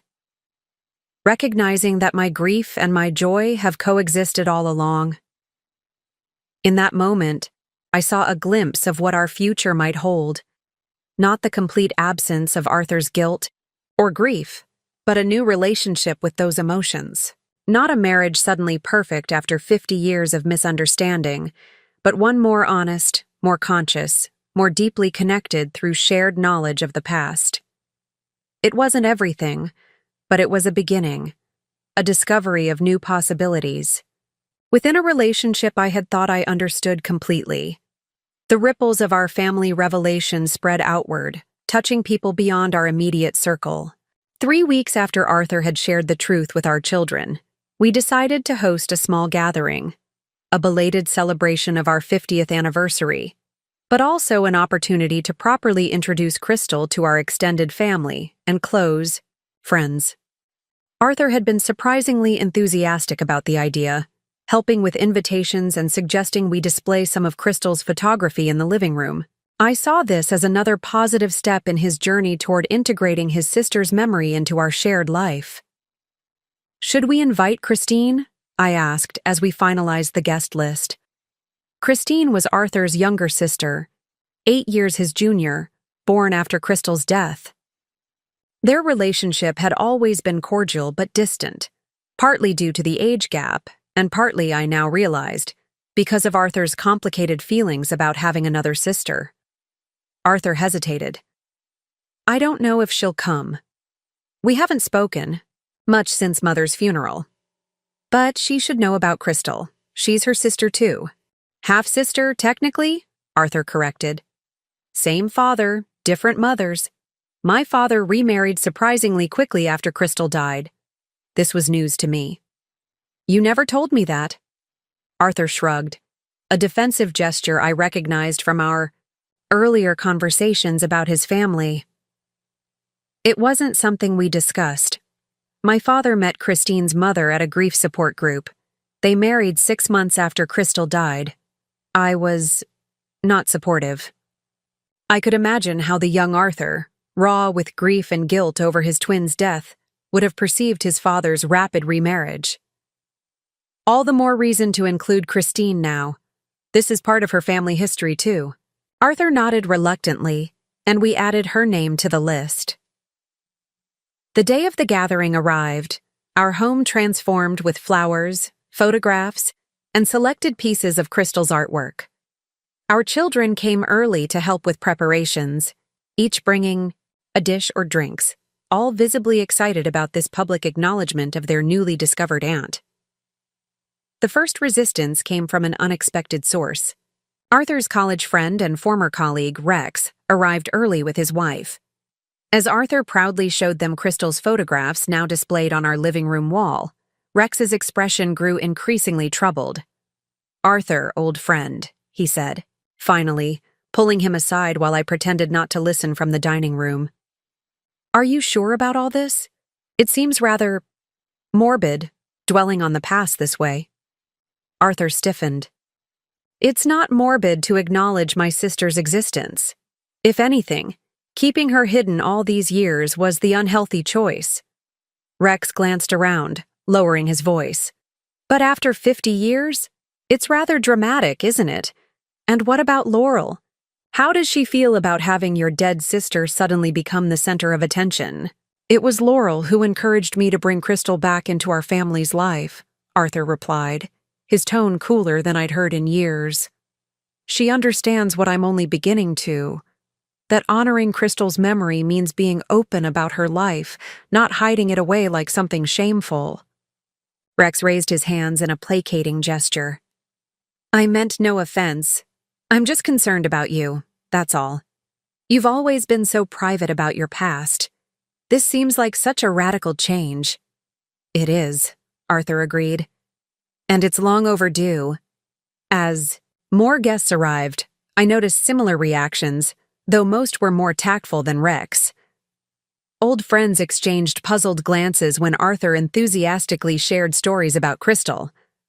Neighbors who had known us for decades looked confused by this sudden revelation of a sister they'd never heard mentioned.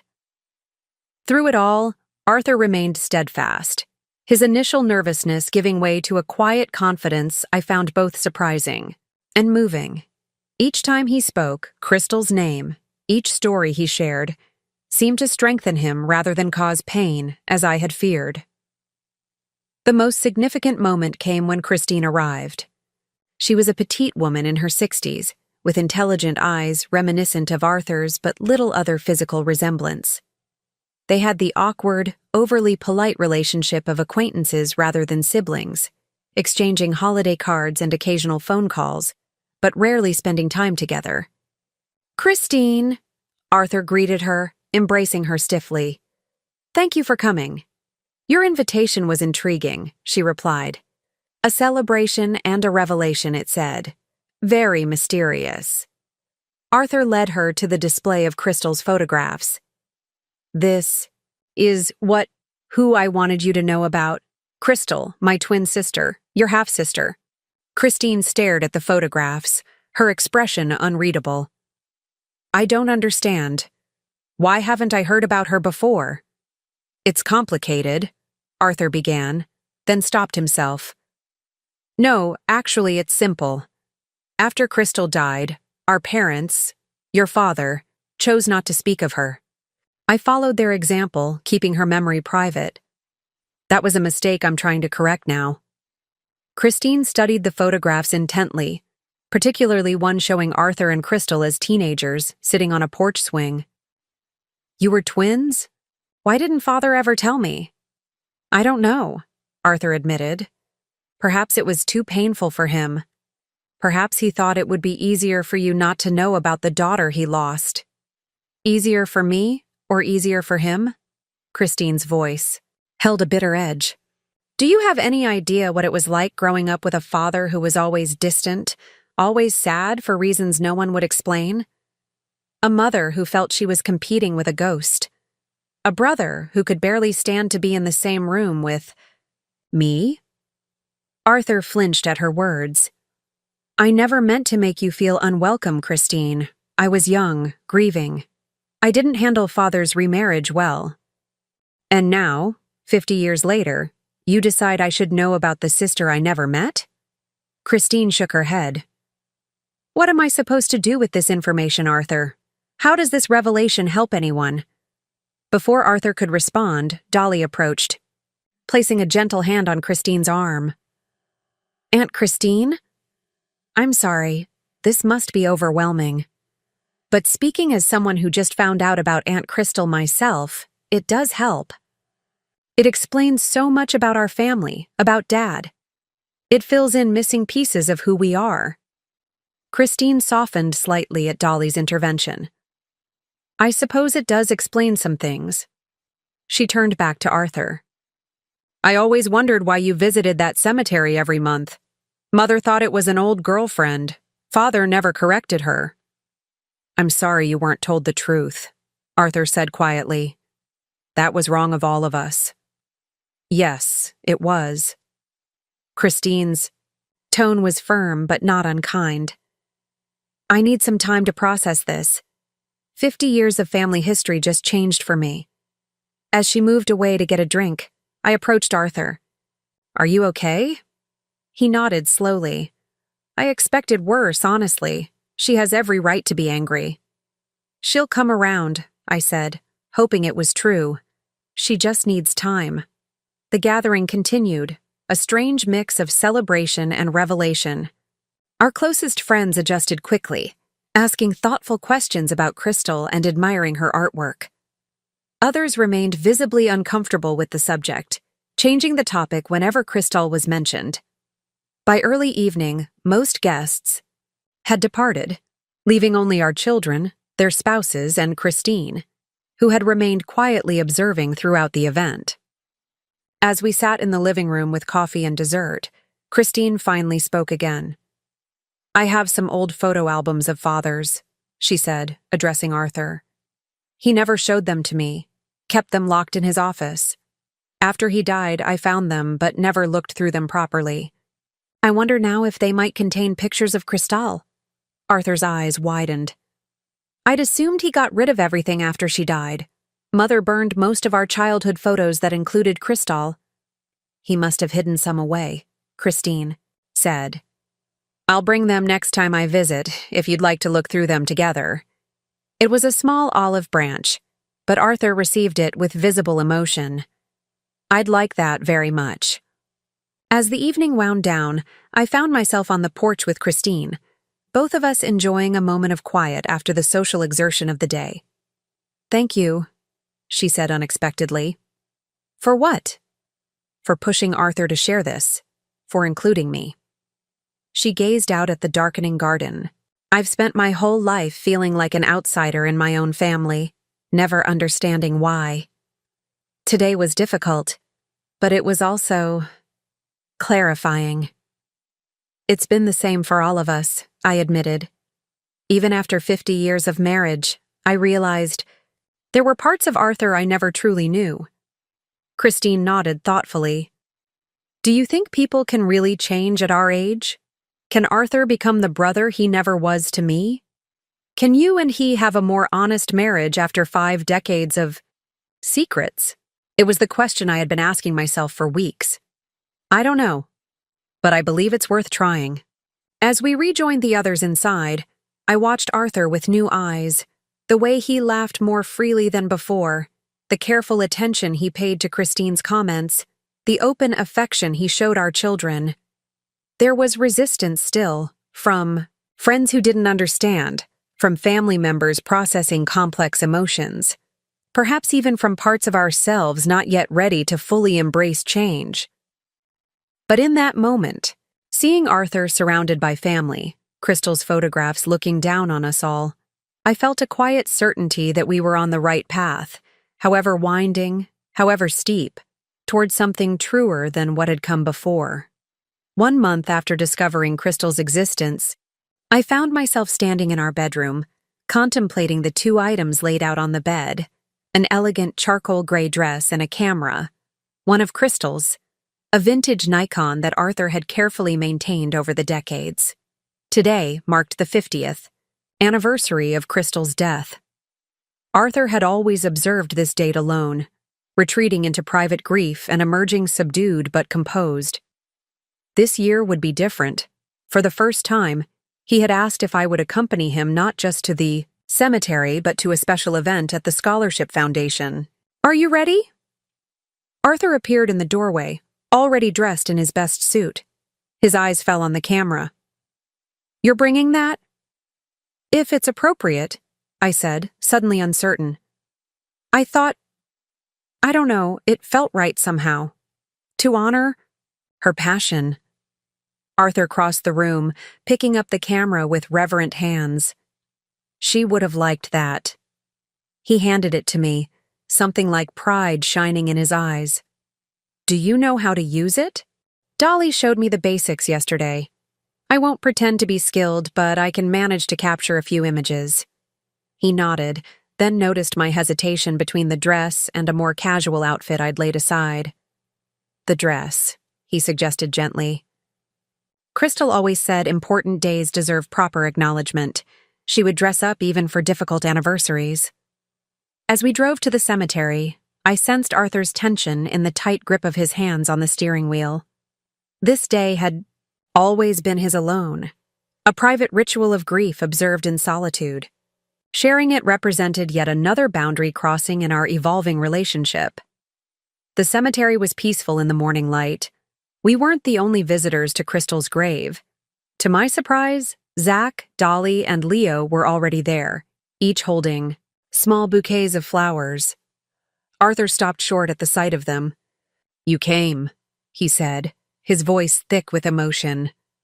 "Of course we did." Dolly replied. She's our aunt. Those simple words, acknowledging the family connection that had been hidden for so long, brought tears to Arthur's eyes. Together, the five of us stood at Crystal's grave, each placing our flowers, each taking a moment for private reflection. I lifted Crystal's camera, capturing the image of my family gathered around the headstone, 3 generations connected by blood and memory, to a woman only one of us had known in life. The moment felt sacred, a bridge between past and present. After the cemetery, we drove to the Crystal Harrington Memorial Photography Scholarship Fund building. Today was the annual exhibition of work by current and former scholarship recipients, usually attended only by Arthur and the foundation staff. This year, our entire family would be present. Blanche greeted us warmly at the entrance, her eyes widening at the sight of our family group. Professor Harrington, we weren't expecting such a delegation. A lot has changed in the past month, Arthur explained, introducing each family member. My wife and children wanted to see the exhibition this year. How wonderful, Blanche said, though I detected a flicker of concern in her expression. There's been a small change to the program today. I hope you don't mind. Before she could elaborate, another voice called out from across the lobby. Arthur, there you are. We turned to see an elegant woman in her 70s approaching, supported by a younger man who resembled her strongly around the eyes. Despite her obvious physical frailty, she moved with determination. Margaret, Arthur greeted her with evident surprise. I didn't expect to see you here. That was rather the point, she replied with a brittle smile. Blanche thought it would be a nice surprise. 50 years is a significant milestone after all. Arthur turned to me, a hint of discomfort in his expression. Laurel, this is Margaret Sullivan. She was Crystal's roommate during her first hospital stay. Margaret, my wife, Laurel. Margaret's shrewd eyes assessed me openly. So, you're Laurel. After all these years, I finally get to meet you. Her tone was polite, but held a challenge I couldn't quite interpret. It's a pleasure to meet you, I said, extending my hand. Arthur has told me about Crystal's friends from the hospital. Has he? Margaret raised an eyebrow. That's new. For decades, he's kept his 2 lives quite separate. Before I could respond to this pointed comment, Blanche intervened smoothly. Let's move into the gallery. The exhibition is about to begin. The gallery space had been transformed with photographs from 50 scholarship recipients, one from each year since the Foundation's inception. The diversity of styles, subjects, and approaches created a visual journey through 5 decades of photographic art, all made possible by Crystal's legacy. As we moved through the exhibition, I noticed Margaret watching Arthur closely. Her expression, a complex mixture of affection and something harder to define. Resentment, perhaps. Curiosity piqued. I made my way to her side as Arthur was engaged in conversation with one of the younger photographers. You've known Arthur a long time. I said, keeping my tone conversational. Margaret nodded. Since before you, dear. I was there when Crystal died. I witnessed what it did to him. It must have been devastating. It was. Margaret turned to face me directly. He was never the same afterward. None of us who loved Crystal were. Which is why I find this sudden family integration somewhat jarring. I met her gaze steadily. It was long overdue, perhaps. Or perhaps there was wisdom in Arthur's choice to keep his grief private, to honor Crystal in his own way without turning her into a family anecdote. The criticism stung, but I recognized the protectiveness behind it. You care about preserving her memory authentically. I care about Arthur, Margaret corrected. For 50 years, he's maintained this foundation, visited her grave, kept her spirit alive in meaningful ways, all while building a life with you, a life she wanted him to have. She glanced toward where Arthur stood with our children. I worry that this new openness risks simplifying what was a profound, complex grief. turning it into a heartwarming story of family reconciliation. I considered her words carefully. That's not our intention. If anything, understanding Crystal's place in Arthur's life has complicated things, not simplified them. But it's allowed him to be more honest, with us and with himself. Margaret seemed unconvinced. Just be careful. Arthur has balanced these worlds for decades. Disturbing that balance could have consequences you haven't considered. Before I could ask what she meant, Blanche called everyone to attention for the formal presentation. A young woman, this year's scholarship recipient, unveiled a special exhibition, a series of photographs recreating some of Crystal's unfinished projects based on notes found in her journals. As the presentation continued, I found myself watching Margaret rather than the photographs. She was crying silently, elegant and composed even in her grief. Whatever her relationship had been with Crystal and subsequently with Arthur, it clearly remained profound 50 years later. When the formal program ended, Arthur approached Margaret, speaking to her quietly. I couldn't hear their conversation, but I saw her reach up to touch his face in a gesture of intimate familiarity that made me suddenly, irrationally jealous. Who was this woman who shared a history with my husband that I had only recently learned existed? Later, as we prepared to leave, Margaret sought me out again.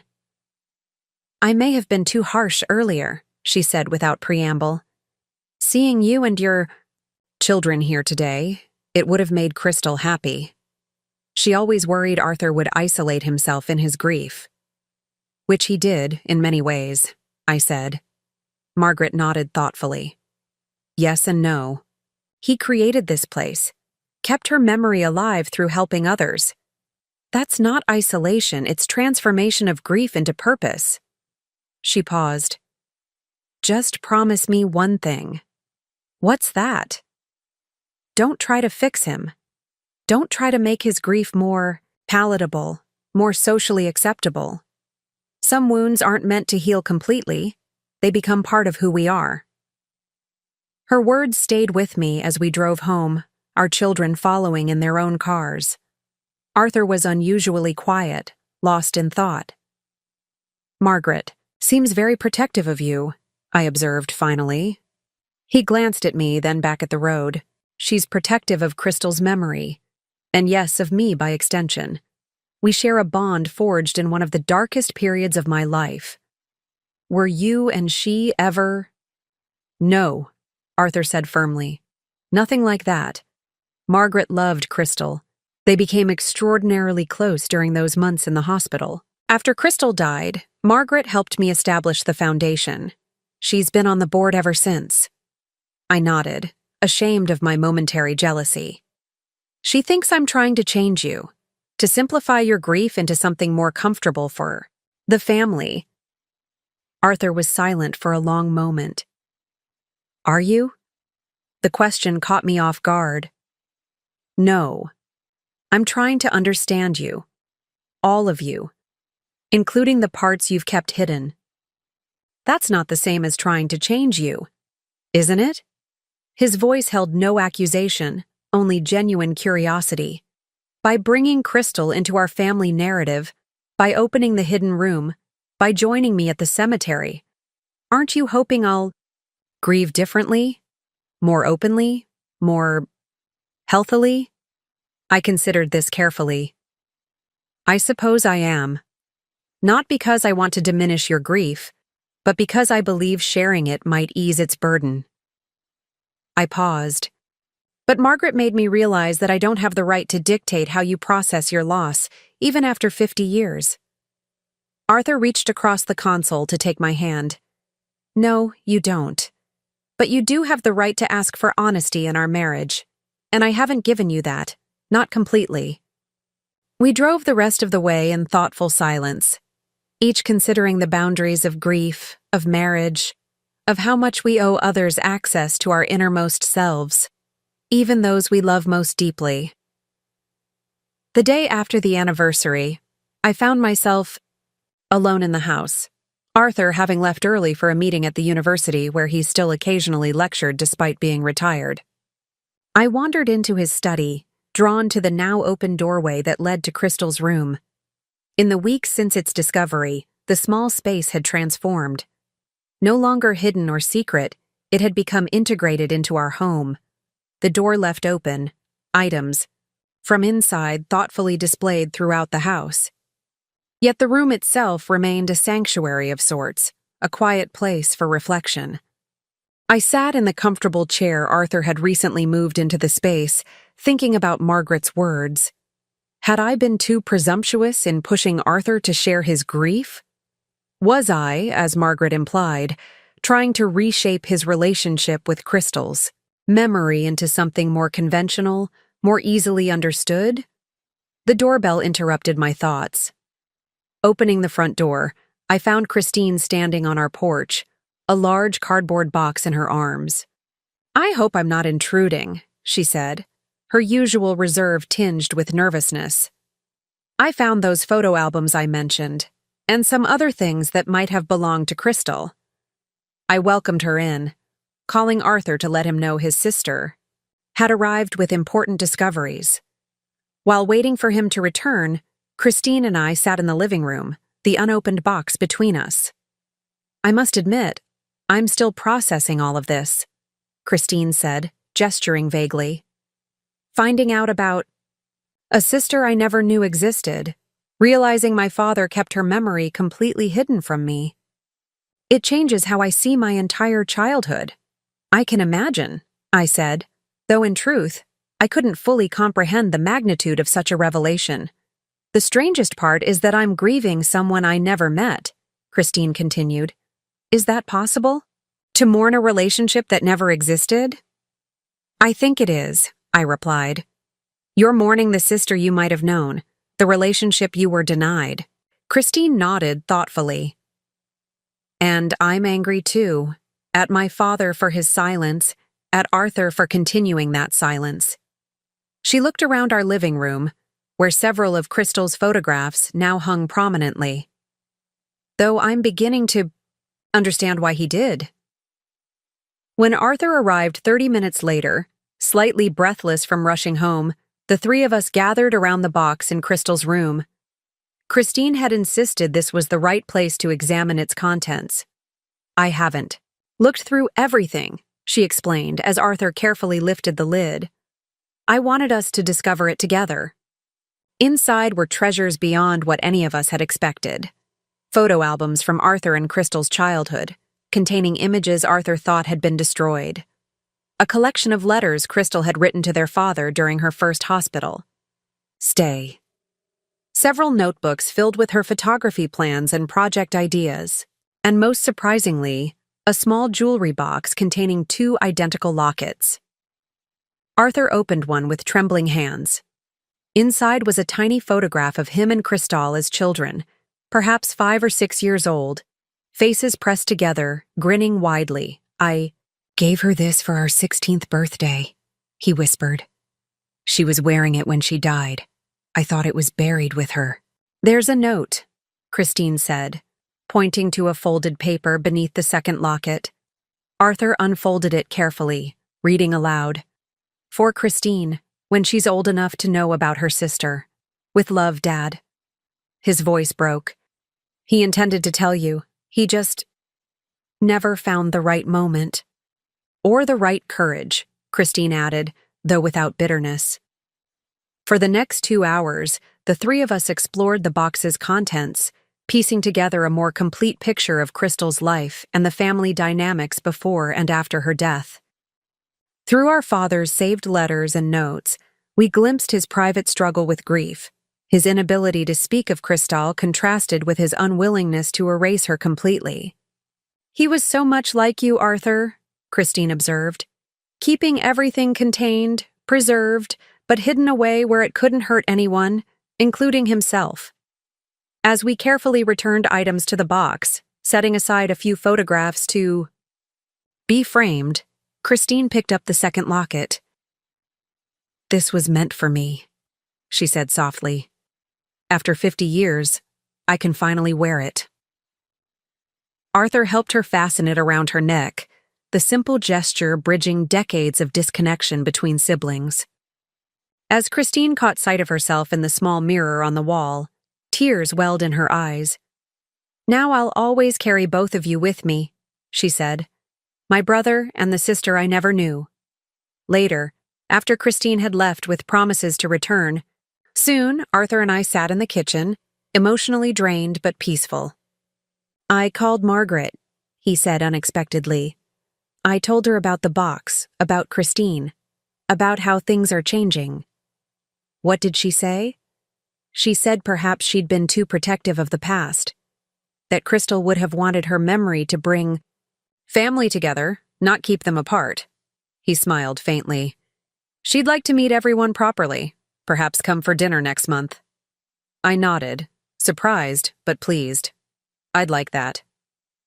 "I've been thinking about what you said in the car yesterday," Arthur continued, "about having the right to ask for honesty in our marriage." He reached across the table for my hand.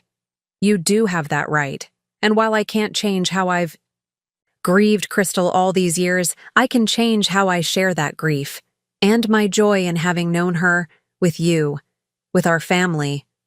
It wasn't a dramatic declaration, but in its quiet way, it felt like a profound shift, a new boundary established. Not to separate, but to connect, to include rather than exclude. The ripples of Crystal's rediscovery continued to spread outward, touching lives and relationships in ways none of us could have predicted. The discoveries from Christine's box sparked something new in Arthur, a desire to revisit the past more, directly. One evening, as we sat in the garden watching the sunset, he turned to me with unexpected resolve in his expression. "I want to visit the lake house," he said, "where Crystal and I spent our last summer together." The statement caught me off guard. In 50 years of marriage, Arthur had never mentioned a lake house, had never suggested returning to any location from his past with Crystal. "It still exists?" I asked. He nodded. "It belonged to our uncle. After he died, it passed to my father. Then to me after he passed. I've kept it all these years, paid the taxes, hired caretakers. But I haven't been there since the summer before Crystal died." 51 years, I said softly. "Why now?" Arthur's gaze remained fixed on the deepening colors of the sunset. "In her journal entry that you read when you first discovered the room, Crystal mentioned going to the lake despite the doctor's warnings. That day was significant. It was when she made me promise to live fully after she was gone." He paused. "It was also when I promised myself I would never return there without her." I understood then the magnitude of what he was proposing, not just a visit to a property he owned, but a deliberate breaking of a vow he had made to himself in grief. "Would you come with me?" he asked, finally looking at me. "I don't think I can face it alone." "Of course," I said without hesitation. "When? This weekend?" Before I lose my nerve, we made the 3-hour drive to the lake in relative silence, both of us contemplating what this pilgrimage might mean. The countryside gradually gave way to denser forests, and finally, a turn onto a narrow gravel road brought us to a modest cabin overlooking a small, secluded lake. Arthur sat in the car for several minutes after turning off the engine, his hands still gripping the steering wheel, his gaze fixed on the cabin. I waited quietly, allowing him the space to process whatever emotions were surfacing. "It's smaller than I remembered," he said finally, "but otherwise unchanged." We walked up the path together, Arthur using the key he had carried on his keychain. For 5 decades, but never used. The interior was simple but well-maintained, a testament to the caretakers he had employed over the years. Despite being uninhabited, it didn't feel abandoned. Rather, it seemed frozen in time, waiting. Arthur moved through the space slowly, touching furniture, looking at the few decorative items that remained from his youth. In the main room, he stopped before a stone fireplace where several faded photographs stood framed on the mantel. "These were taken that last summer," he said, picking up one that showed him and Crystal sitting on the dock, fishing poles in hand. Uncle Morris took this the day before we learned her cancer had returned. I studied the image, struck by how carefree they looked, no hint of the devastation that awaited them just around the corner. She loved it here, Arthur continued, replacing the photograph carefully. Even after she got sick the first time, even when she was so weak from treatments she could barely walk, she insisted on coming here every summer. He moved toward the screen door that led to a wide porch overlooking the lake. The last time we were here, she was already declining rapidly. The doctors had advised against the trip, said she should stay close to the hospital, but she was adamant. A small, sad smile touched his lips. She could be tremendously stubborn when she wanted something. We stepped onto the porch, and Arthur pointed to 2 Adirondack chairs positioned side by side facing the water. We sat there on her last night here, talking until dawn. She knew she was dying, even though none of us would say it aloud. He crossed to the chairs, running his hand along the weathered wood of one before slowly lowering himself into it. I took the seat beside him, feeling like an intruder in a sacred space, but also honored to be included in this memory. That night, she made me promise to live a full life after she was gone, Arthur said, his voice barely above a whisper. To fall in love, have children, pursue my career. Everything she wouldn't get to do. And I promised her I would. You kept that promise, I reminded him gently. Did I? He turned to me, his expression troubled. I built a life, yes. Married you, had our children, established my career. But was it really the full life she wanted for me? Always holding part of myself separate, keeping her memory locked away, carrying guilt that colored everything? The question hung in the air between us, unanswerable in its complexity. Arthur stood suddenly, walking to the edge of the porch where steps led down to the dock. Come with me. Together, we walked the weathered wooden planks to the end of the dock where the lake stretched before us, still and reflective in the afternoon light. This is where it happened, Arthur said, his voice stronger now. Where Crystal told me she had turned down the bone marrow transplant. Where I learned that she had chosen my future over her own life. He knelt at the edge of the dock, trailing, his fingers through the clear water. I was so angry with her. I shouted, accused her of giving up, said terrible things I can never take back. His voice broke. And then I left her sitting here alone while I stormed off into the woods to rage against the unfairness of it all.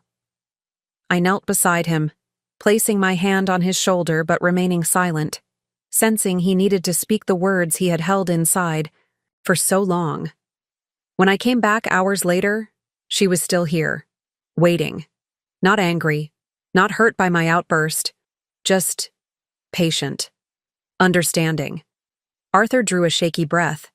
She told me she forgave me, that she would always forgive me, for anything. But for 50 years, I haven't been able to forgive myself. In that moment, kneeling beside my husband at the edge of the dock where his life had changed irrevocably, I finally understood the true source of his guilt. Not just that Crystal had refused treatment to protect his future, not just that he had missed her final moments, but that his last significant interaction with her had been anger, words spoken in fear and pain that could never be unsaid. Arthur, I said softly, what would Crystal say to you right now if she were here? His answer came without hesitation. She would tell me I've punished myself enough, that it's time to let go. We stayed at the lake house that night, sleeping, in the small bedroom that had once been Arthur's. The caretakers had maintained the essentials, clean linens, basic supplies, making our impromptu overnight stay possible. Arthur had been reluctant to leave after our conversation on the dock, and somehow staying felt right, a completion of the journey we had begun. In the morning, I woke to find Arthur's side of the bed empty. Following my instincts, I walked down to the dock, where I found him sitting in the gentle light of dawn, a small wooden box beside him. I couldn't sleep, he said as I approached. Too many memories. I sat beside him, pulling my sweater tighter against the morning chill. Good memories or difficult ones? Both. He picked up the wooden box, turning it in his hands. I found this in the storage closet last night after you went to bed. Crystal made it in a woodworking class we took one summer. He opened the lid, revealing a collection of small items: a smooth stone, a pressed flower, a handwritten note, a tarnished coin. Our treasures, Arthur explained. Things we found here over the years that seemed magical or significant. As the sun continued to rise, casting golden light across the still water, Arthur told me stories about each item. The day they found the unusual stone while swimming, the wildflower Crystal had pressed between the pages of her journal, the coin they had discovered buried in the soil near an old tree. We were convinced it was pirate treasure, he recalled, a genuine smile lighting his face. We spent the rest of that summer digging holes all over the property, certain we would find more. The stories flowed more easily than I had expected. Memories untainted by grief or guilt, pure childhood joy shared between twins who had once been inseparable. In these recollections, I glimpsed the Arthur who had existed before loss had reshaped him, before he had built careful structures to contain his pain. Eventually, he fell silent, gazing out across the lake.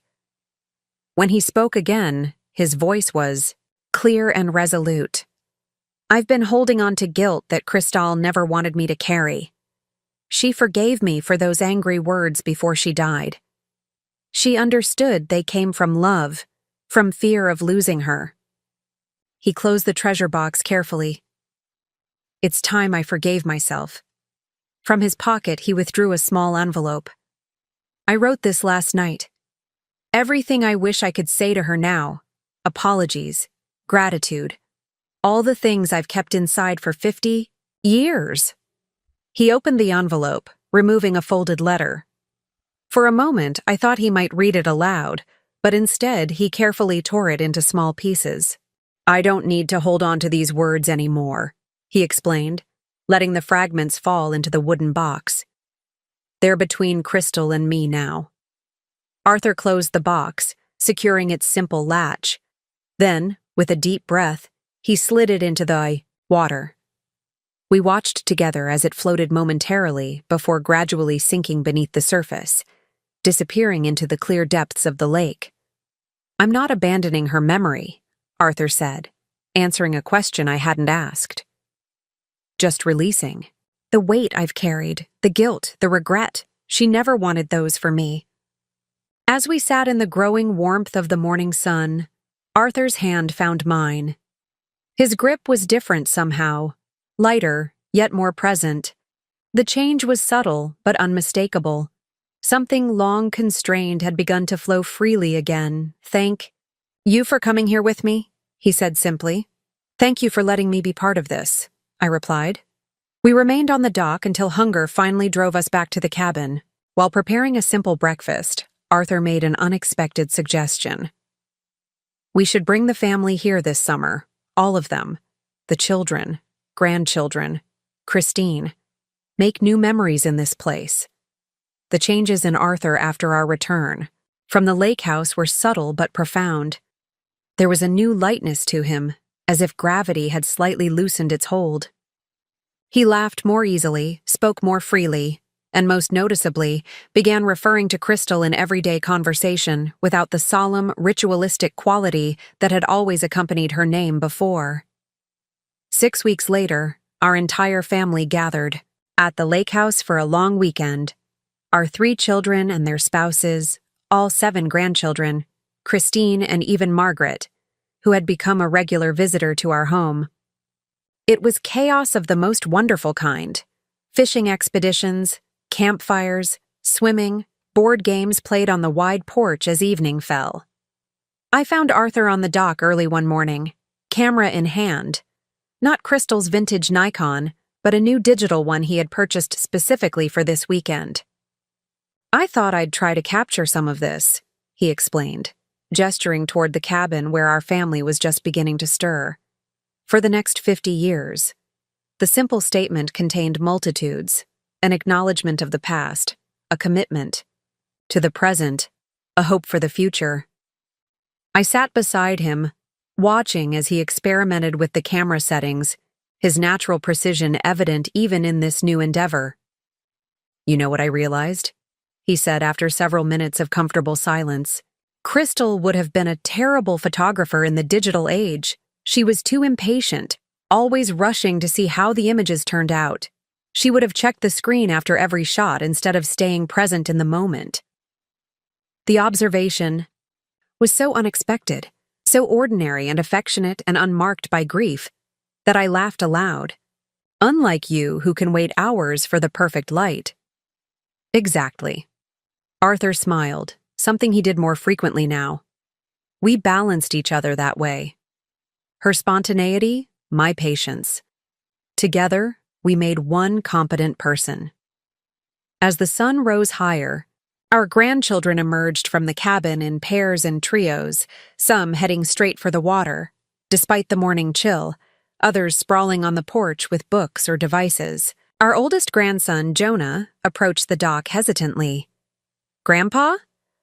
Mom said you might teach me how to use a real camera. If you're not too busy." Arthur's face lit up. "I'd love to. Come sit." He patted the space beside him.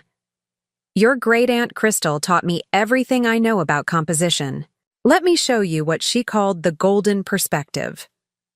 For the next hour, I watched as Arthur shared Crystal's photography techniques with Jonah, speaking of her with natural ease and genuine joy. There was no weight to her name now, no hushed reverence, just the ordinary pride of one artist describing another's skills. Later that day, as our family gathered for a group photograph arranged by Arthur and Jonah, I observed my husband with new eyes. At 74, he stood straighter than he had in years. The perpetual furrow between his brows, the one I had always attributed to his scholarly nature but now recognized as the physical manifestation of carried grief, had softened. When he smiled for the camera, it reached his eyes fully. After dinner, as twilight settled over the lake, Arthur called for everyone's attention. Standing before the fireplace beneath the faded photographs of his youth with Crystal, he cleared his throat. "I want to thank all of you for coming here this weekend," he began. "This place holds significant memories for me, not all of them easy.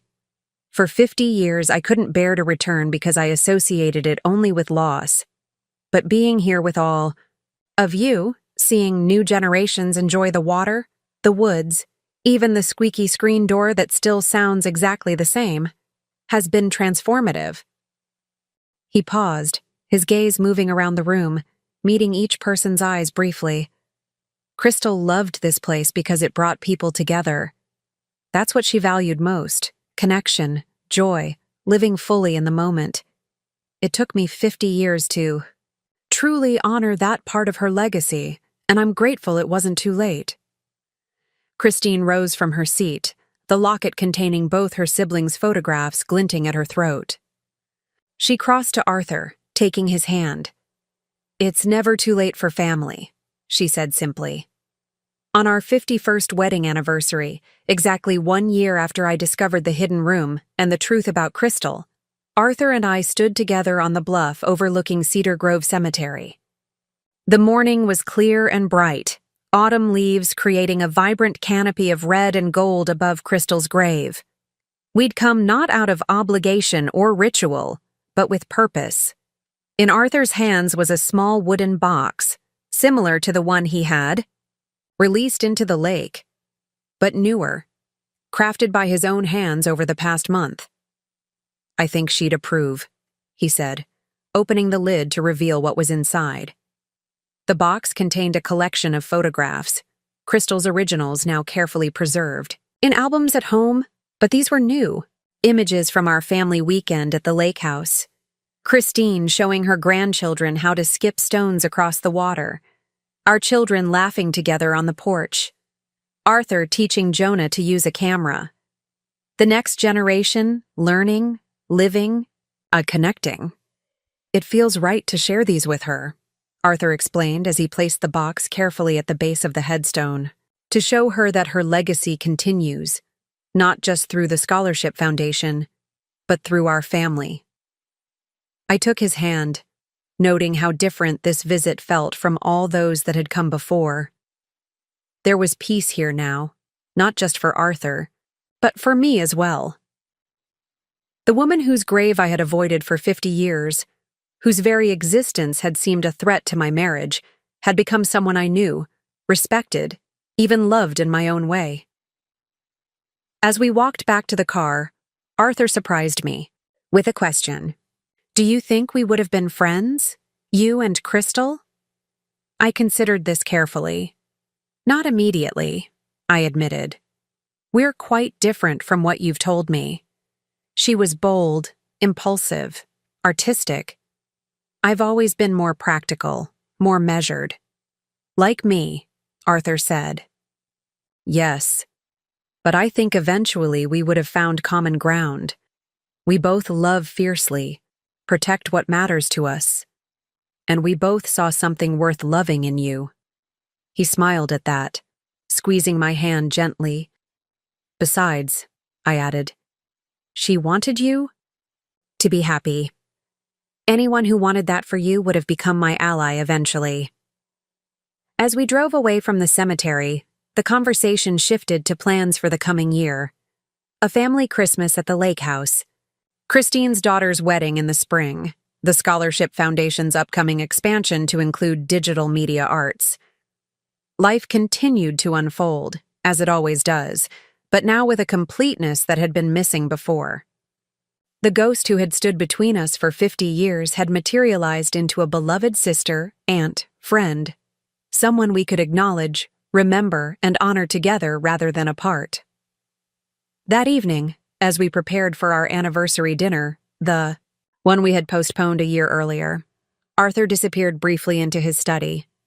He returned with a small wrapped package. "What's this?" I asked, surprised. We had agreed not to exchange gifts, having decided that the year of truth and reconciliation had been gift enough. "Something I should have given you long ago," he said. Inside, the package was a framed photograph I had never seen before.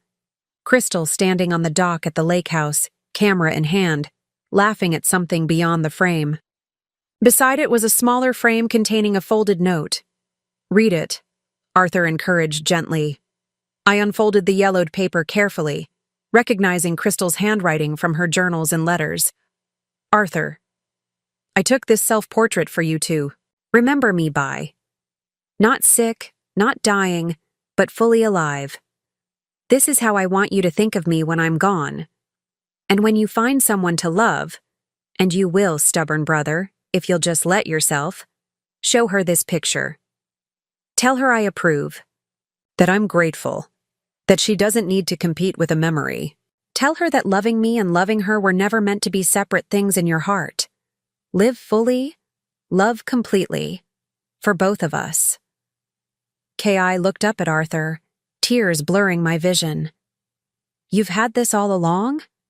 He nodded, his own eyes damp. I couldn't bear to read it for years after she died. When I finally did, I still couldn't bring myself to follow her instructions. It felt impossible to integrate these different parts of my life.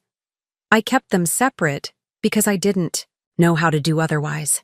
I touched the image of Crystal, this vibrant young woman who had shaped the man I loved so profoundly, whose absence had colored our marriage in ways I was only beginning to fully comprehend.